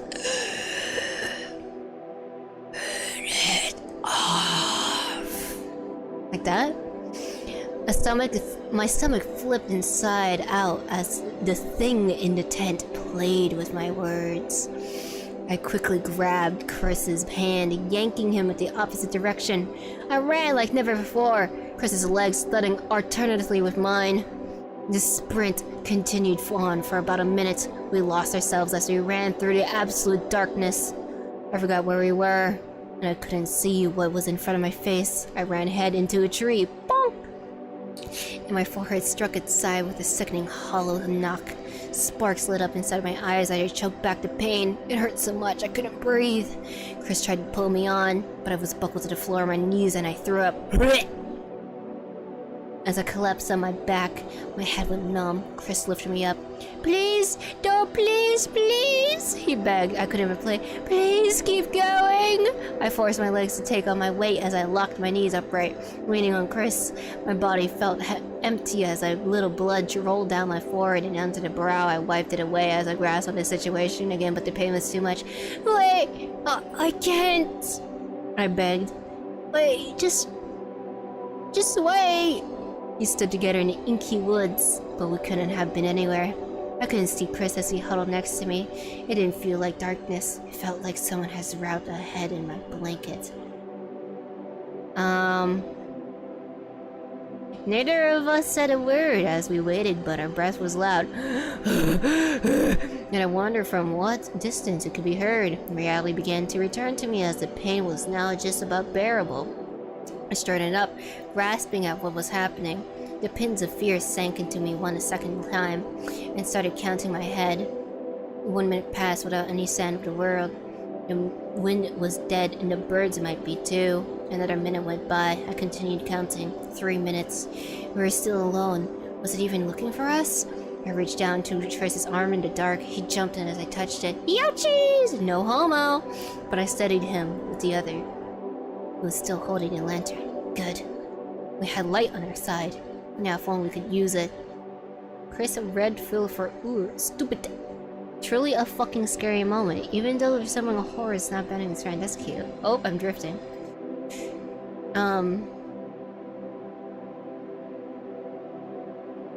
We had light on our side.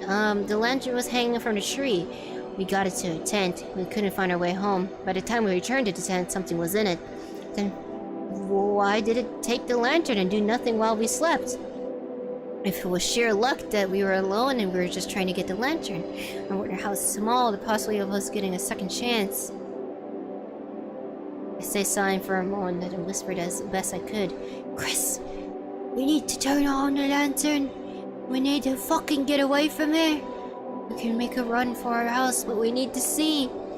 No, please. We have to stay here. Chris tried to whisper too. We can wait for morning if we have to. You can't turn it on. I could hear his voice that a sob was breaking through. Just keep quiet. You fucking have to. Please. I parted my lips to try again, but as I did, I heard something. A very faint clicking sound from somewhere in the dark. Like that? It was almost inaudible, but it was there, an irregular thudding. clicking sound. It sounded like fingernails on a wooden table, like this. But I was sure of it. A steady click, clack, filled my ears. As we tried gauging the distance, it was drawing closer. Click, click, clack. It didn't stop. I was glad for the first time in my life I couldn't see what was happening in the dark. Perhaps that meant it was also hidden, and my thoughts fired off in every direction. The thing in my darkness, an image of the cat-headed woman, and terrified me. It was waiting to hear that meow, meow, but my ears went somewhere else. Advertisements! Chris! I tensed my throat and tried not to cry. Chris! It said my name twice. It said my name twice. It. Chris, like that. Chris. I tried to follow Chris, like that. It was said my name twice, and I cupped my hand over my mouth. The horrible scraping doggle sounded 2 steps away. Oh. Advertisements. Your homie just wanted to have a real-life cat girls. They tried to put in 6 ads in this literatura. There was oddly, and no pattern. The sounds of that thing I picked up, and now using them to catch us out of the dark. Chris let go of my hand, and I heard his foot plant softly on the grass behind him as he prepared to run. Don't you dare! I tried to project into his. Don't you make a sound! How do I make my voice like this? Chris, please. Like that? It sounded so wrong, drawn out, and a like a door slowly opening. You know what? That's perfect. That's perfect. Chris let out a whimper as it called to him. I froze and waited for anything to happen. There was a long silence as I held my breath slowly as I could. I couldn't wait anymore. Very slowly, I reached out to Chris and put my hand on his shoulder. And very carefully, we both lifted our feet and managed to step without a sound. We stepped back away from the voice and didn't stop moving, but ever so carefully, so slowly. It didn't care how long it would take us to get somewhere. If it took us an hour every step, we were going to get out. Chris backed into a tree and gasped audibly. The clicking immediately started again. Oh, so it's sound sensitive. Okay. Click, clack, it rolled on, consistently moving towards us. I didn't know what to do. All I could think of was to screw my eyes shut and try not to scream. As we stood there, the clicking came to a stop, an arm's length away from where we stood. Silence.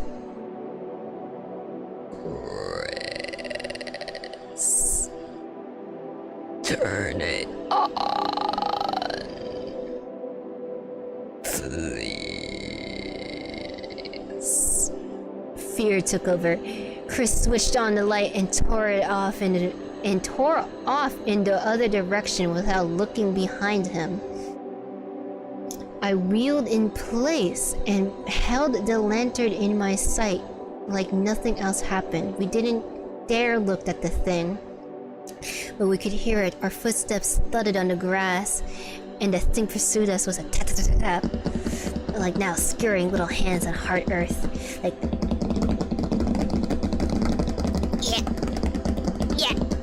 like that. As I ran this way to catch up the light, the sound suddenly rose up behind me and over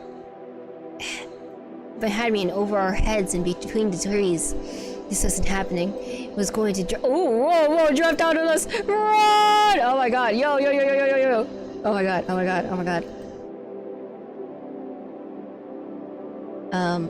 What am I doing? Where was I? Where the fuck did I go? Tap, tap, tap. Oh, here we are. My legs were cramping horribly and were grasping hard. We didn't keep this up. Where were we? I saw the light from the bed and dropped halted. I didn't have time to stop and brace myself to thump into Chris, but the light passed beneath my feet and had dropped the lantern. Goldie just crawling on the ceiling makes those sounds. Yep, yep. Paragraphs, if only. There over gold nativity. Chris, you turd. But the light passed between us and dropped the lantern. Bitch! I turned my head and watched it recede into the darkness. You bitch! It was immediately too far gone for me to go back. The thing would have gotten me in a second. Chris! I was crying and swiping my tears away from my cheek as I ran, prepared for the face to connect with my tree at any moment. Keep going! I heard Chris up ahead. There's a light! My vision was blurry from tears, but I could see it. An orange glowing hanging in the air in the distance. Another one? What was happening? Could it be like a fucking anglerfish? I wanted to scream at it and avoid it, but I realized it was a street light. Oh! My legs felt like it was running through water, but I pushed him harder and closer with a goal in sight. Chris? Chris fumbled. Chris, you fucked it up. Gradually, painfully the light grew closer as did the clicking. This thing could move like nothing I knew. I saw Chris's figure pass beneath the street lamp, and then he approached the gun. Don't stop! I yelled as I approached the edge of the floor, and my legs adjusted to the forest floor. Underneath the floorboards, a hissing forward gave way to the solid footing. I could see rows of more street lamps heading up to the right, and Chris's figure was passing regularly under each. When I was sure I was completely out of the trees, I didn't stop. I ran under several more street lamps, putting as much distance as I could between us and the edge of the woods. I realized after a while that the clicking had stopped. I needed to see whether we were okay. I turned my head and looked back along the row of lights, keeping my gaze on the first light. My pace slowed as the pain in my head and legs came back. There was a silence one more. You're using way too many napkins. And the lights revealed an empty hallway. I jogged on and kept my eyes on the glow, expecting to see something at any minute, but it lit up nothing but concrete on the edge of the road. Is it there? The question pulsed in my mind over and over. As I turned my head to continue catching up to Chris, I caught sight of something under past and first street light. An almighty shock went through me as my fears were confirmed. I let out a cry and picked up. Oh my god, the face went more. Ahoo! Sprinted between the lights. The image is burned into my mind. I hardly caught a glimpse of that thing, but it was white and massive. It almost brushed the streetlight as it went under it. It had a long, upright body full of kinks, like it had just unfolded itself. And that's all I was able to tell. It must have had a face and limbs, but I didn't have time to see. I didn't look again. The path gave way more into lights as I could see the glow of windows in their houses, either side of the road. I recognized where we were, close to my house by some miracle. A little further and we could be there. My house! I yelled, and Chris listened, turning left on the side and dashing down. With a panic on the side, I reached turning and took down to my road to see Chris jumping the fence, and then he toppled down with a cool, really epic somersault as his knees hit the grass ground in the heat of this summer evening. Into my garden. Hurry up! I screamed. I heard him scream. Reaching the fence, I planted my hands on top, hoisting myself over there, shredding my elbows against the hard, dry fence that was painted a maroon color in the progress.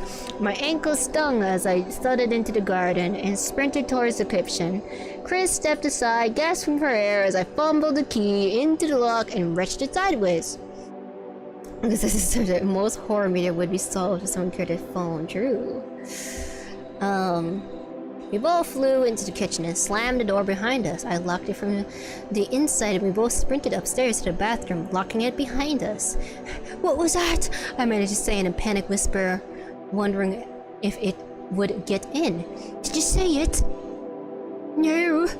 Chris crouched under the window, letting tears roll. Shit! It was so tall! It was... I couldn't... Don't tell me. Chris cut me off. I molded over and again, and we sat there. Minutes slowly ticked into hours. My head was fizzing with all the things. I could still hear its voice. Its disgusting voice. 40-piece chicken nuggets.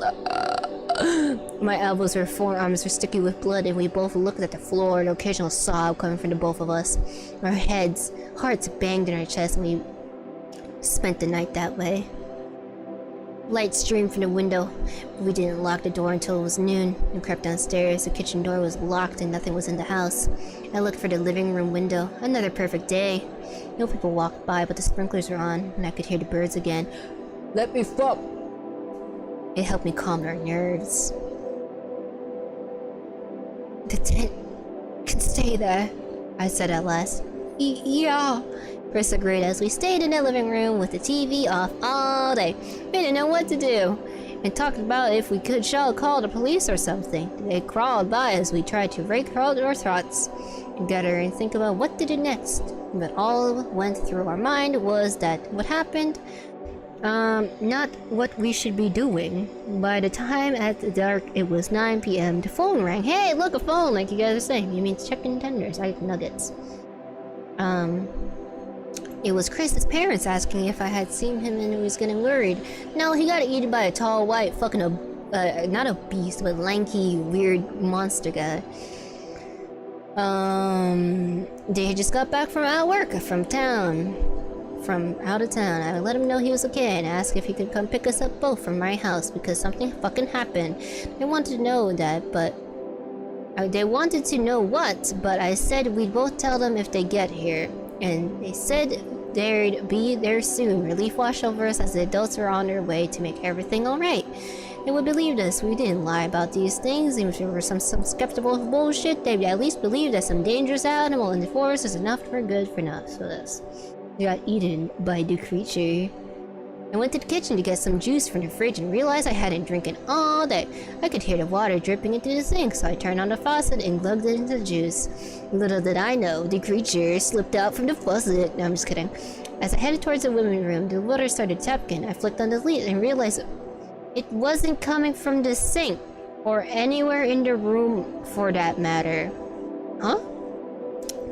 It sounded like it was coming from further away. It looked like it was into the garden, and all I could see is a fuzzy tall silhouette leaning up against the fence in the dark. Actually, the tapping sounded more like clicking. The figure slowly moved away from the fence and clicked across the grass towards the house.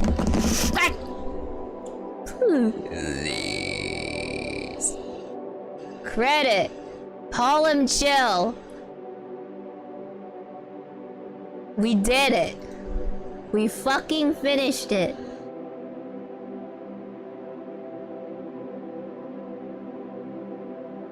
Little stories actually. Okay, I didn't think it was too bad. It happened. Nice job. It was actually not bad. Not too bad. Has some rhyme and reason here and there. These are creepy. These are like kid stories you tell each other. That sure was a creepypasta. What do you think? It's beautifully written. I have to say it bluntly. That Lavender Town did change it. The ending. Who the fuck is Lavender Town? And it wasn't as good, so I totally recommend this creepypasta to be read on your own, even if she did. Who the fuck are you? I honestly like her ending better, so maybe others would as well. Who the fuck came here from Lavender Town? Fucking, I don't... Bye. Who the fuck are you? Oh my gosh. The narration actually added to it. Really? I blanked out halfway through. Can you go back? No, she's an artist. You mean that artist that has like the really like purple fucking art style? Lavender Town with a E, yes. I'm pretty sure I know that person, but I didn't know that she did creepypastas. So that's cool. Fuck could her ending... Goldie hates her. Yeah, I fucking hate purple. What could her ending possibly could have been? Isn't that a Pokemon creepypasta? No, it's also this apparently the same sound, the same name as a fucking YouTuber, apparently. Goldie will hate William Afton. Why is he Orpal? Goldie hates what she can't perceive. You're so right for that, bestie. But yeah, the ending was the creature getting run over by the car! Now I'm curious what Lavender Town has made. Or what Lavender Town has done. I think this is pretty fine as what it is, but I guess I can see what Lavender Town has done. Lavender Town... Has been Hotel. Wow, okay. Has been Lavender Town controversy, Lavender Town poison, Lavender Town meme, Lavender Town... What is it? What is it? It just looked her up. Yeah. What was it called? Turn it off. Let's see. Poison has been ever more prevalent. What the fuck? Aha. Creepypasta draw over. Wow. 8 years ago, apparently. Upon hearing his name again, Chris instinctively, and without thought, began to run. It's probably the only reason that I made it back. Bitch, speak up! And that's the end of Turn It Off. Wow, what a great end. What the fuck did you say? Stuttering, clicking sound. Please, we have to stay here. Chris tried to whisper to. A second time, and I began counting in my head. For control as my legs waited for a decision rooted in place. The comparison made me gag and I scrunched my eyes shut. Bitch, what did you say? Somewhere, he said slowly and sleepily before, and it was getting dark very quickly. I said, man, I tapped my head sideways to face his house. Helplessly, I turned to Chris, who had already grabbed his backpack. He span around and threw it with a, please. I parted my lips to try again, but as I did, I heard something. A very faint clicking sound from somewhere in the dark. It was almost inaudible, but it was there. An irregular, stuttering, clicking sound. It sounded like fingernails on a wooden table. And it was moving. It came from in front of us, I was sure of it. A steady click, click, click filled my ears as we tried to gauge the distance. It was drawing closer. It stopped. I was glad for the first time in my life that I couldn't see what was waiting in the dark. Bitch! Perhaps that meant we were also hidden. As my thoughts fired off in every direction, I gave the thing in the darkness the image of the cat-headed woman, and it terrified me. I was just waiting to hear that meow. But my ears were met with something else. Chris. I tensed my throat and tried not to cry. Chris. It said his name twice, and I cut my hand over my mouth. The horrible scraping dialogue sounded a few steps away. The words were said oddly, with no meaning behind them. They were just sounds that this thing had picked up, and was now using them to catch us out in the dark. Chris let go of my hand, and I heard his foot plant softly in the grass behind him as he prepared to run. Don't you dare. I tried to project into his mind. Don't you make a sound. Chris, please. Upon hearing his name again, Chris instinctively, and without thought, began to run. It's probably the only reason that I made it back.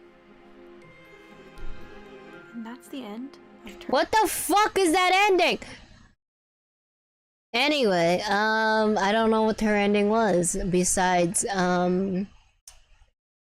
her ending was Chris being a dumbass and going and listening to the monster's voice, and she ends it short, that's all. Apparently her ending is Chris is a dumbass and listened to the monster's voice and went to the monster's voice, and main character ran away. Apparently he didn't listen to the voices in his head, I guess. Alright, cool. Curiosity killed the cat. Sure killed me. But yeah. That's it for today's stream. Until next week. This was a little bit more of a chill stream. And a little bit of a shorter one, because I knew that I wasn't going to be able to speak too much Gotta fucking hate that woman. Gotta leave hate comments on the video. No, do not spread hate comments. Do not. Do not. It was hilarious to listen you lose it on that one story. Jeff the Killer's story. Why is it so popular? Probably because it was one of the OGs, even if it was shit. But it's still pretty funny to me. Alright. So, yeah, everybody. I hope you guys have a great night and a good evening. I'm gonna go eat some food after I am done. Wait until you read Sonic XC. I mean, if this is a thing you guys like, I might revisit and do this sometime. But yeah, I'm gonna go eat some dinner. So you guys rest and you have a good time. And yeah, good night, everybody. I hope you have a good night. I'm gonna put on intermission and see if I have any credits that I can give to you guys. Let's see. Let's see. Let's see who fucking tuned in. GoldieNeko. Keep Durain. Do you like Durain? Alright, sure. We can keep Durain. Raven Roth BB. Thank you, Broccoli, for resubbing, and thank you, Cave, for the 5,000 bits. I will see you guys until the next week. Probably Wednesday, Thursday, Friday, or so on. But yeah, enjoy yourselves, stay safe. Don't let the weird rake creature from the Turn It Off creepypasta get to you. Yeah. Alright. Bye, everyone.